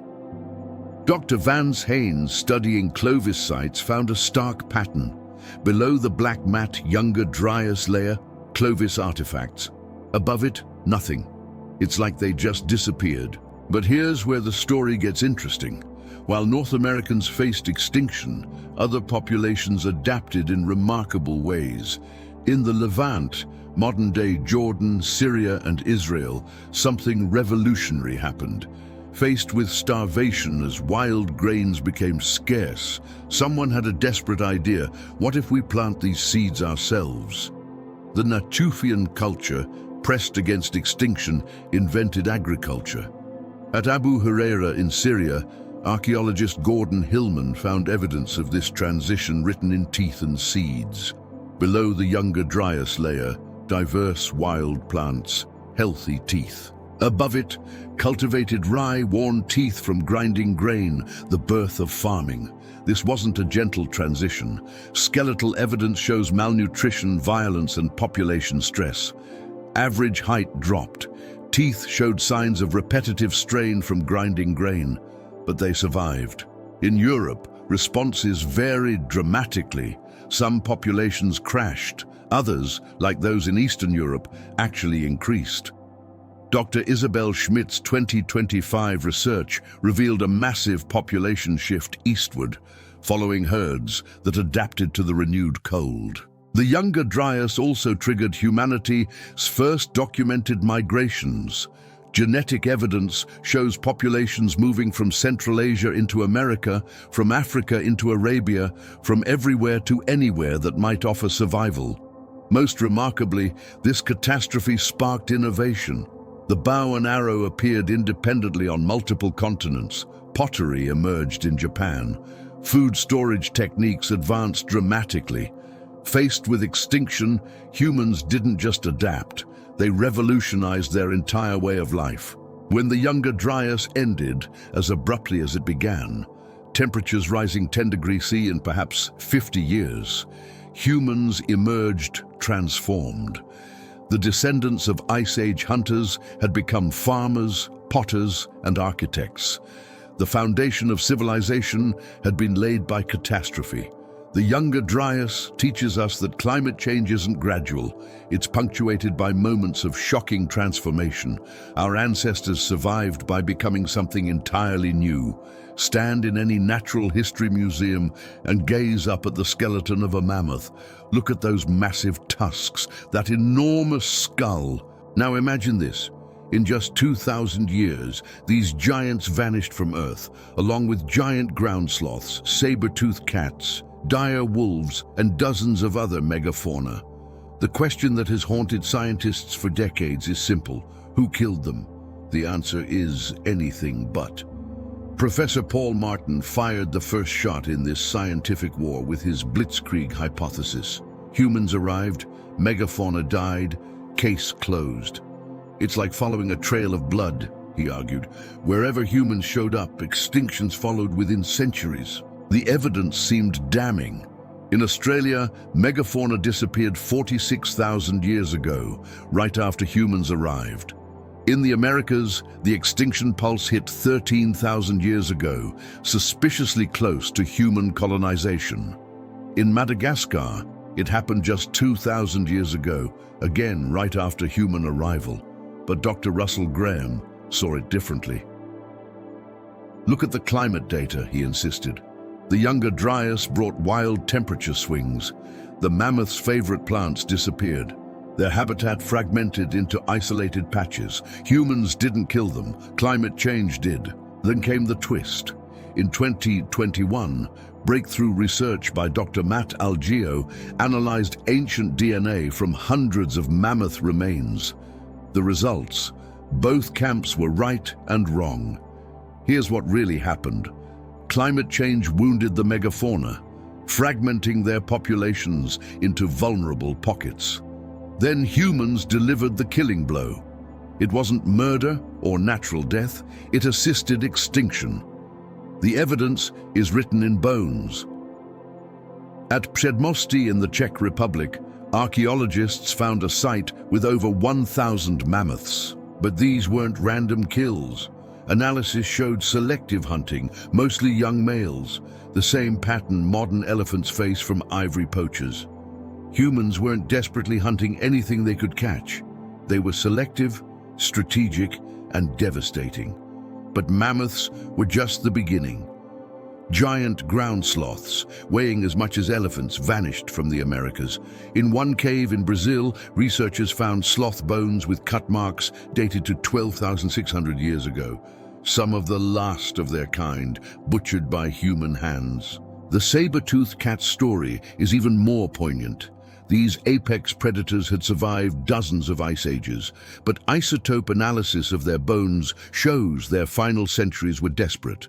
Their prey, mammoth calves, bison, horses, were disappearing.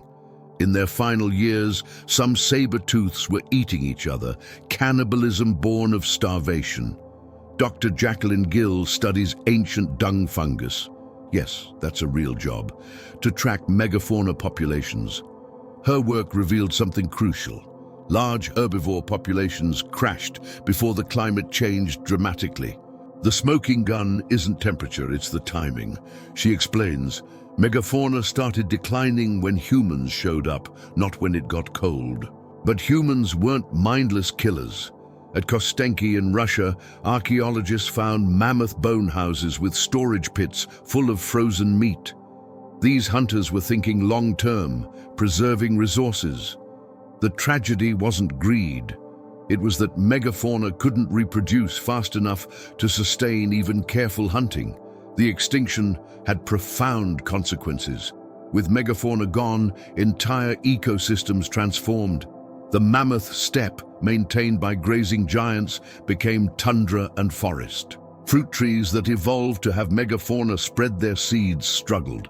Even soil composition changed without massive herbivores recycling nutrients. For humans, it meant revolution.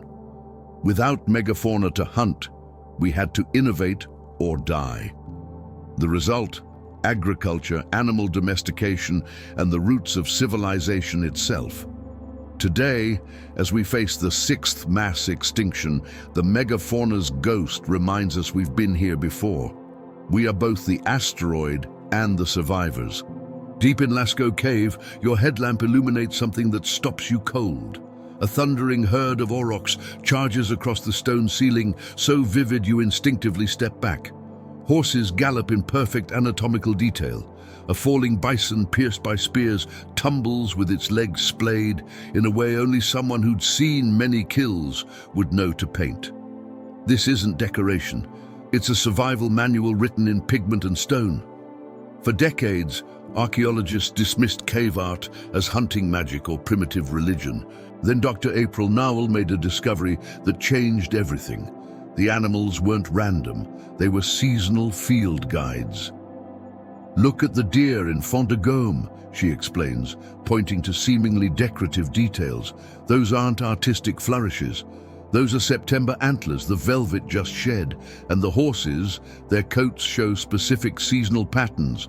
Winter fur, summer coats, pregnant mares in spring. The revelation was staggering. These caves weren't churches. They were libraries. At Chauvet Cave, dated to 36,000 years ago, the sophistication is breathtaking. Lions are shown hunting in coordinated groups, behavior that would be crucial to avoid. Rhinos display territorial markings.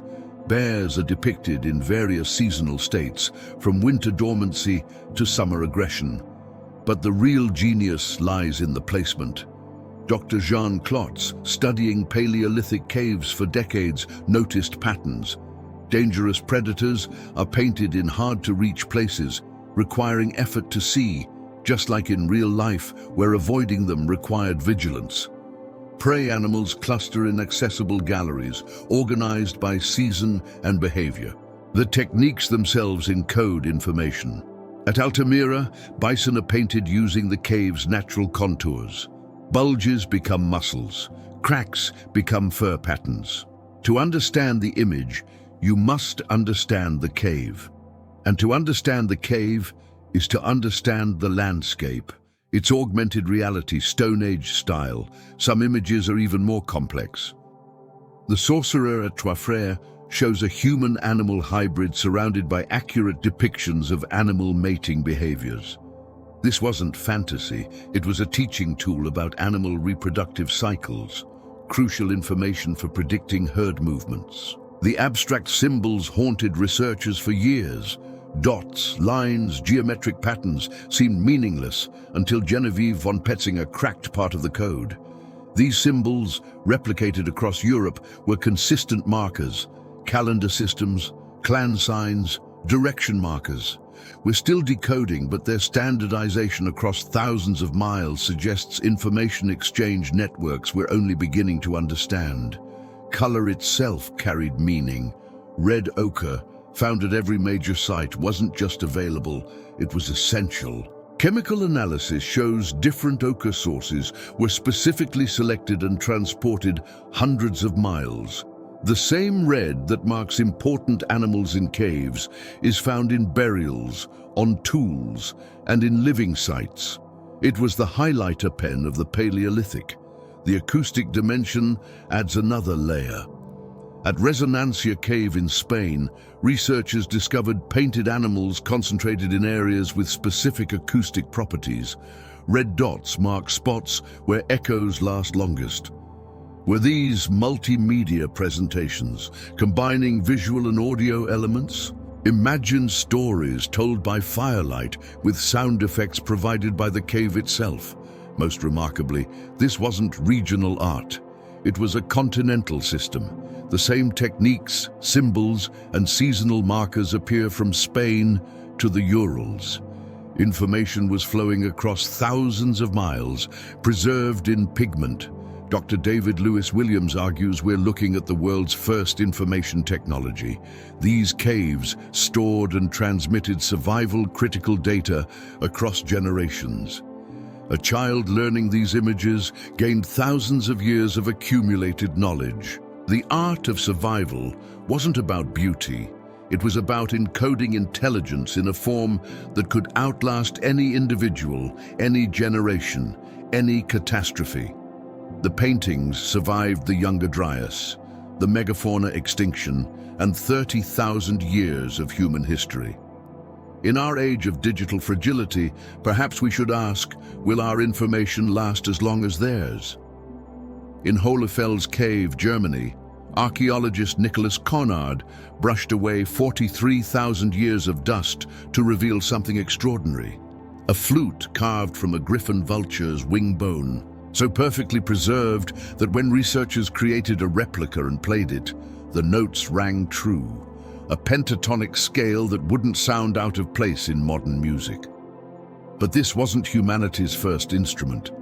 It wasn't even close.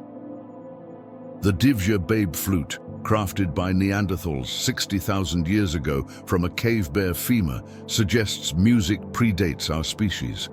But it's during the Ice Age that music exploded into something revolutionary, a survival technology disguised as entertainment. Dr. Francesco D'Erico, studying these ancient instruments, made a startling discovery. The bones weren't randomly selected. Swan wing bones, mammoth ivory, cave bear femurs, each material was chosen for specific acoustic properties. These weren't toys, they were precision instruments. At Historic Cave in France, archaeologists found a workshop, a literal Ice Age recording studio, over 20 flutes in various stages of completion, along with the tools to make them. But here's the kicker, they were standardized. The finger holes were placed using mathematical ratios that produce consistent scales. Mass production 35,000 years ago. Why did starving, freezing humans invest precious time crafting flutes? The answer lies in what music does to the human brain. Dr. Daniel Levitin's research shows that music activates more regions of the brain simultaneously than any other activity. It synchronizes groups, enhances memory, and triggers endorphin release. For Ice Age humans, music wasn't entertainment. It was social glue, memory aid, and antidepressant rolled into one. The archaeological evidence supports this. Musical instruments cluster at aggregation sites, places where multiple bands gather. At Dolny Viestonis, where mammoth hunters assembled annually, researchers found not just flutes, but drums made from mammoth skulls, rattles from shells, and what appears to be a xylophone made from cave bear bones. But music was more than social lubricant. Dr. Stephen Mithen argues it was proto-language, encoding information in memorable patterns. Consider the challenge. How do you pass down critical survival information without writing? You sing it. Ethnographic studies of modern hunter-gatherers reveal song maps, musical journeys that encode navigation information. A melody might represent a river, rhythm changes, indicating rapids or safe crossings. The Aboriginal Australian songlines preserve navigation routes tens of thousands of years old. Ice Age Europeans likely had similar systems. The instruments themselves tell stories. Bone flutes required months of preparation. First selecting the right bone, swan radius bones were preferred for their natural acoustic chambers, then careful extraction without damaging the bone, cleaning, drying, and aging. Finally, the delicate process of boring finger holes where one wrong move meant starting over. This investment of time only makes sense if music is essential, and it was. At Gargas Clotilde Cave, musical instruments are found in the same layers as the earliest figurative art and symbolic ornaments. Music, art, and symbolism emerged together. The package deal of behavioral modernity. The rhythms themselves may be preserved in the art. Dr. Robert Till, studying the acoustic properties of painted caves, found something remarkable. Handprints and dots in caves often correspond to acoustic sweet spots. Were these rhythm notations, sheet music on stone? Most intriguingly, the musical traditions show regional variations. German flutes differ from French ones in subtle but consistent ways. Like dialects in language, musical traditions developed regional flavors while maintaining underlying unity. This suggests music served as both unifier and identifier, marking your group while allowing communication with others. The bone flutes also reveal trade networks.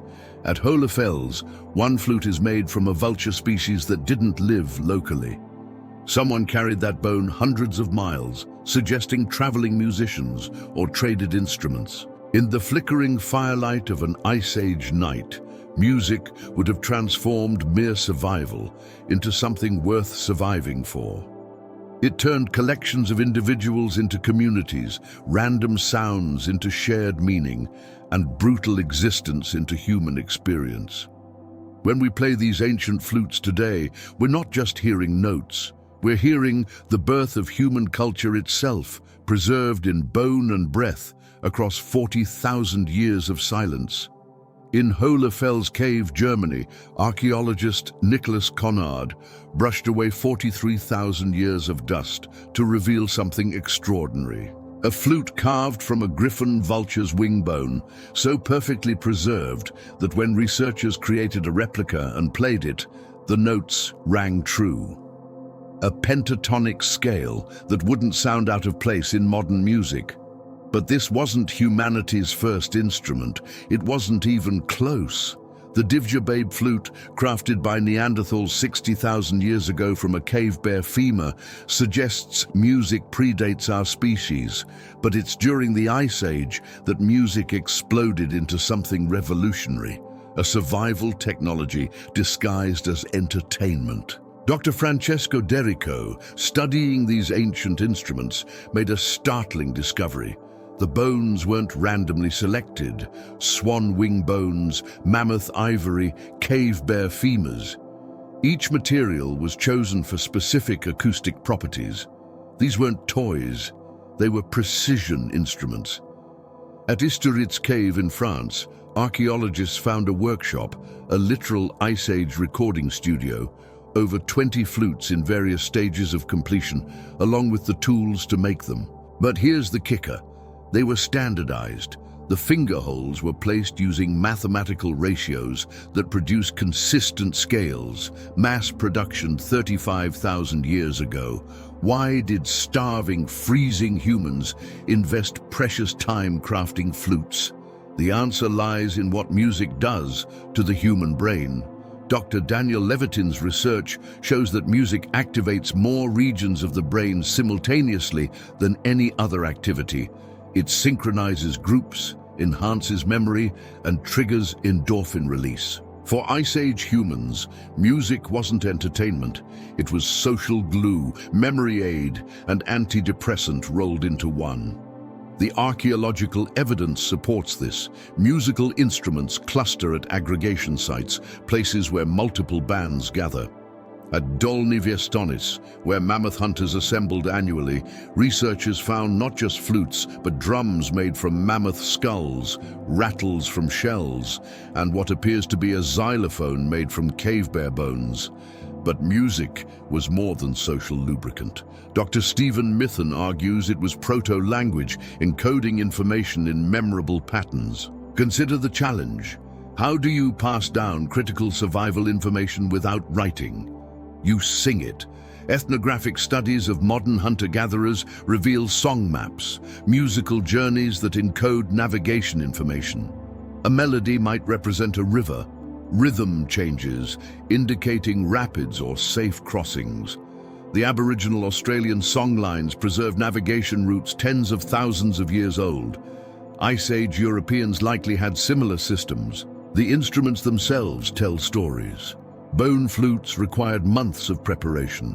First selecting the right bone, swan radius bones were preferred for their natural acoustic chambers. Then careful extraction without damaging the bone, cleaning, drying, and aging. Finally, the delicate process of boring finger holes where one wrong move meant starting over. This investment of time only makes sense if music was essential, and it was. At Gargas Clotilde Cave, musical instruments are found in the same layers as the earliest figurative art and symbolic ornaments. Music, art, and symbolism emerged together, the package deal of behavioral modernity. The rhythms themselves may be preserved in the art. Dr. Robert Till, studying the acoustic properties of painted caves, found something remarkable. Handprints and dots in caves often correspond to acoustic sweet spots. Were these rhythm notations, sheet music on stone? Most intriguingly, the musical traditions show regional variations. German flutes differ from French ones in subtle but consistent ways. Like dialects in language, musical traditions developed regional flavors while maintaining underlying unity.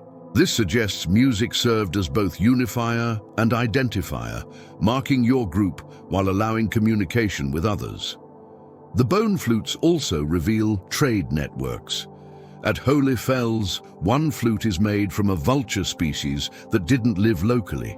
Someone carried that bone hundreds of miles, suggesting traveling musicians or traded instruments. In the flickering firelight of an Ice Age night, music would have transformed mere survival into something worth surviving for. It turned collections of individuals into communities, random sounds into shared meaning, and brutal existence into human experience. When we play these ancient flutes today, we're not just hearing notes. We're hearing the birth of human culture itself, preserved in bone and breath across 40,000 years of silence. Dr. Amanda Henry spreads the data across her desk. 2 sets of ancient teeth, 2 different stories. The first set, 40,000-year-old hunter-gatherer teeth, worn but cavity-free, tell tales of a diet that would make modern nutritionists weep with envy. The second set, 10,000-year-old agricultural teeth, riddled with cavities, showed signs of malnutrition. Progress, it seems, came with a price. We think of evolution as improvement, Henry explains, examining isotope data from prehistoric bones. But the Ice Age body was a Ferrari. We've turned it into a minivan, practical but not what it was designed to be. The numbers are stark. Hunter-gatherers experience cavities in only 1 to 5% of their teeth. Post-agricultural populations, 10 to 85%. Ice Age humans stood taller, men averaging 5 feet 10 inches, women 5 feet 5 inches.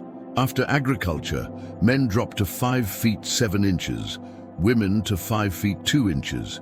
It took humanity 10,000 years to regain our Ice Age height. But physical changes were just the beginning. Dr. Herman Pontz's research on metabolism reveals something shocking. Despite their active lifestyle, hunter-gatherers burned roughly the same calories as sedentary office workers today.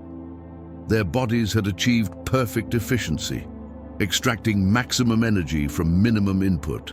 The Ice Age body was calibrated for scarcity, Pontzer notes. Now we've surrounded it with abundance. It's like putting rocket fuel in a Prius. The psychological changes run deeper. Dr. Sebastian Junger, studying modern hunter-gatherer societies, identified what we've lost.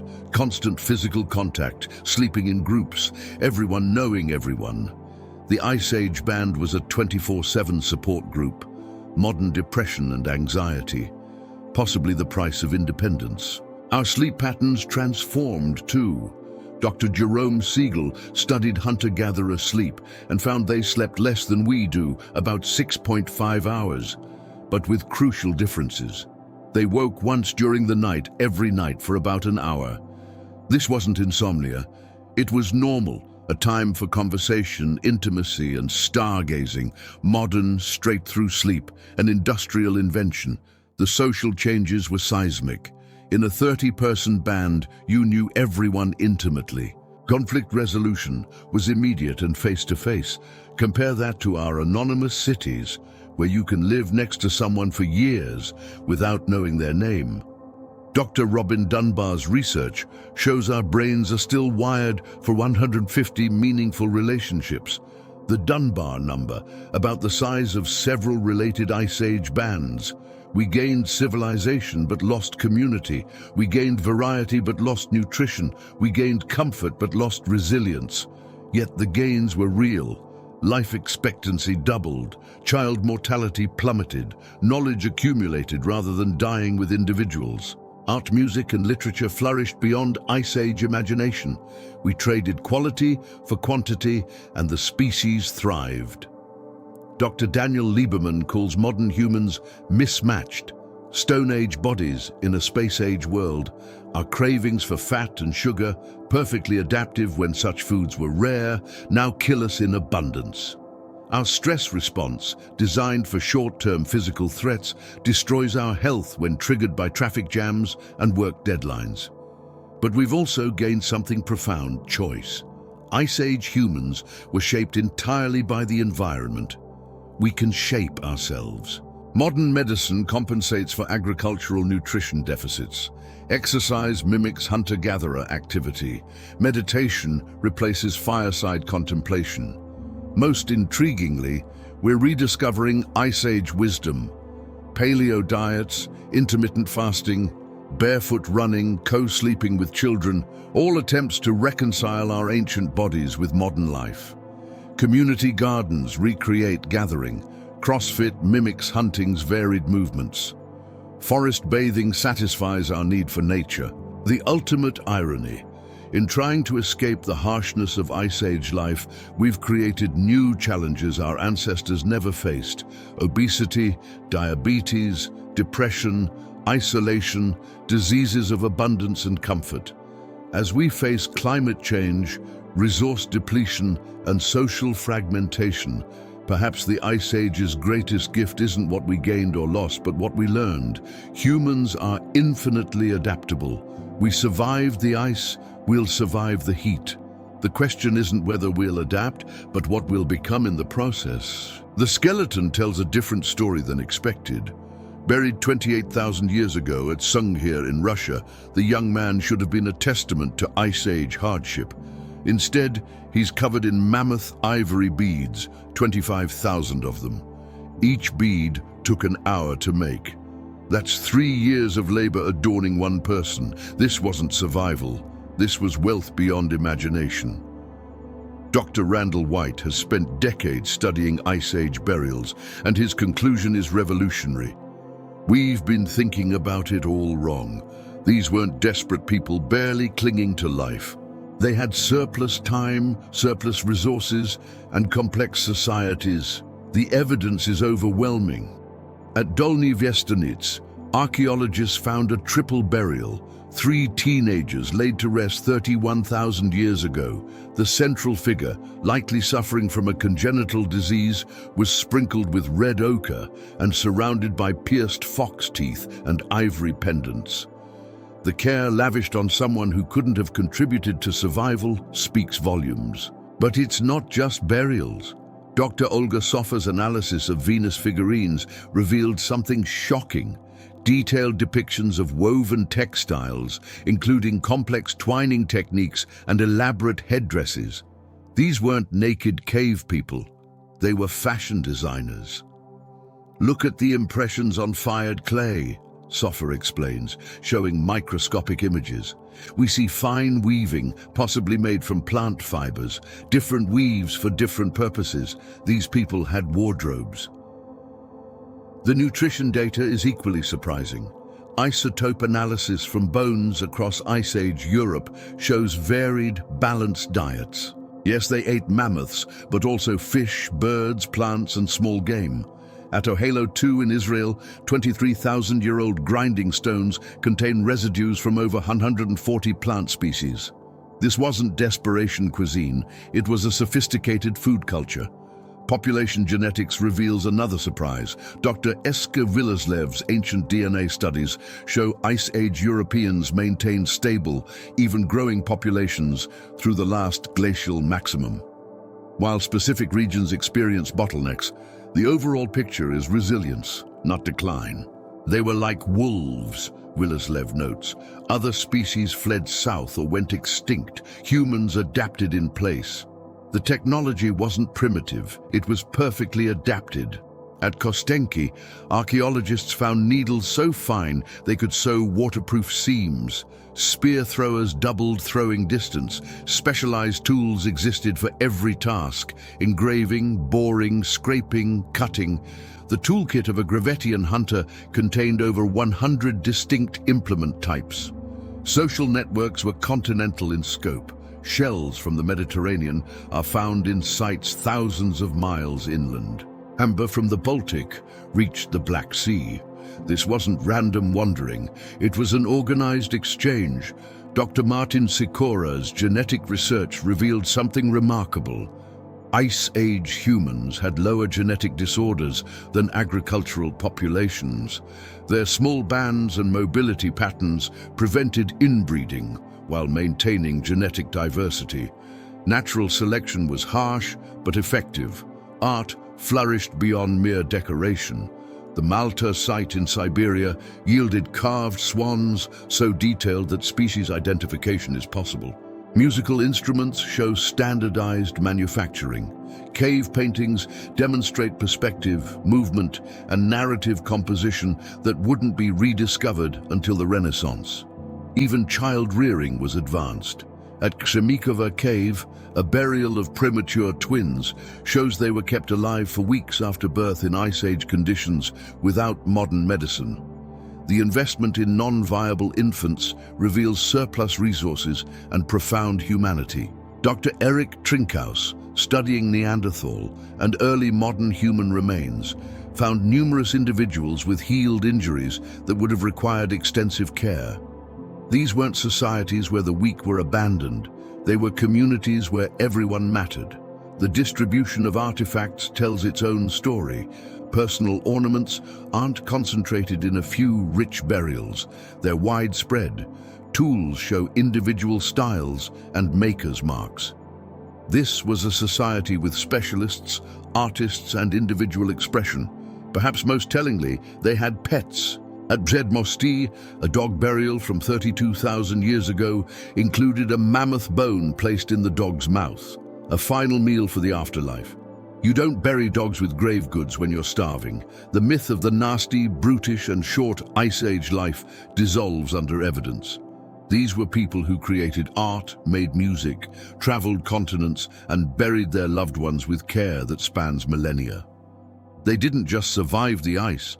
They built a civilization that left no monuments but achieved something greater. It sustained human dignity in Earth's darkest hour. The old hunter stood at the edge of the forest, confused. Where once stretched endless tundra, trees now grew. The reindeer herds that his grandfather's grandfather had followed were gone, replaced by aurochs and deer that hid in woods. The reliable world of ice was melting, and with it, everything his people had known for 1,000 generations. Climate change wasn't coming. It was here. 15,000 years ago, the Great Melt began in earnest. But this wasn't the gentle warming we imagine. Dr. Conrad Huon's ice core data reveals the shocking truth. Temperatures rose 10 degrees in some regions in just 50 years. Imagine New York developing Miami's climate before a child becomes a grandparent. For humans who had perfected Ice Age survival over 40,000 years, this warmth was catastrophic. The very skills that had saved them now became obsolete. At Starcar in England, archaeologists found the remains of the last hunter-gatherers trying to maintain their way of life. The site, dated to 11,000 years ago, shows desperate innovation. Wooden platforms built over new wetlands, specialized tools for forest hunting, headdresses made from deer skulls, possibly shamanic attempts to understand their changing world. But the biggest shock was dietary. Isotope analysis by Dr. Nikki Milner revealed a sudden shift from varied diets to heavy reliance on fish. The great herds were gone. The diverse plant foods were changing. These master survivalists were reduced to living on pike and perch. The social upheaval was even more dramatic. Band society, perfected over millennia, began breaking down. At Lepensky Vir on the Danube, we see something new. Permanent settlements, houses with foundations, cemeteries with hierarchical burials.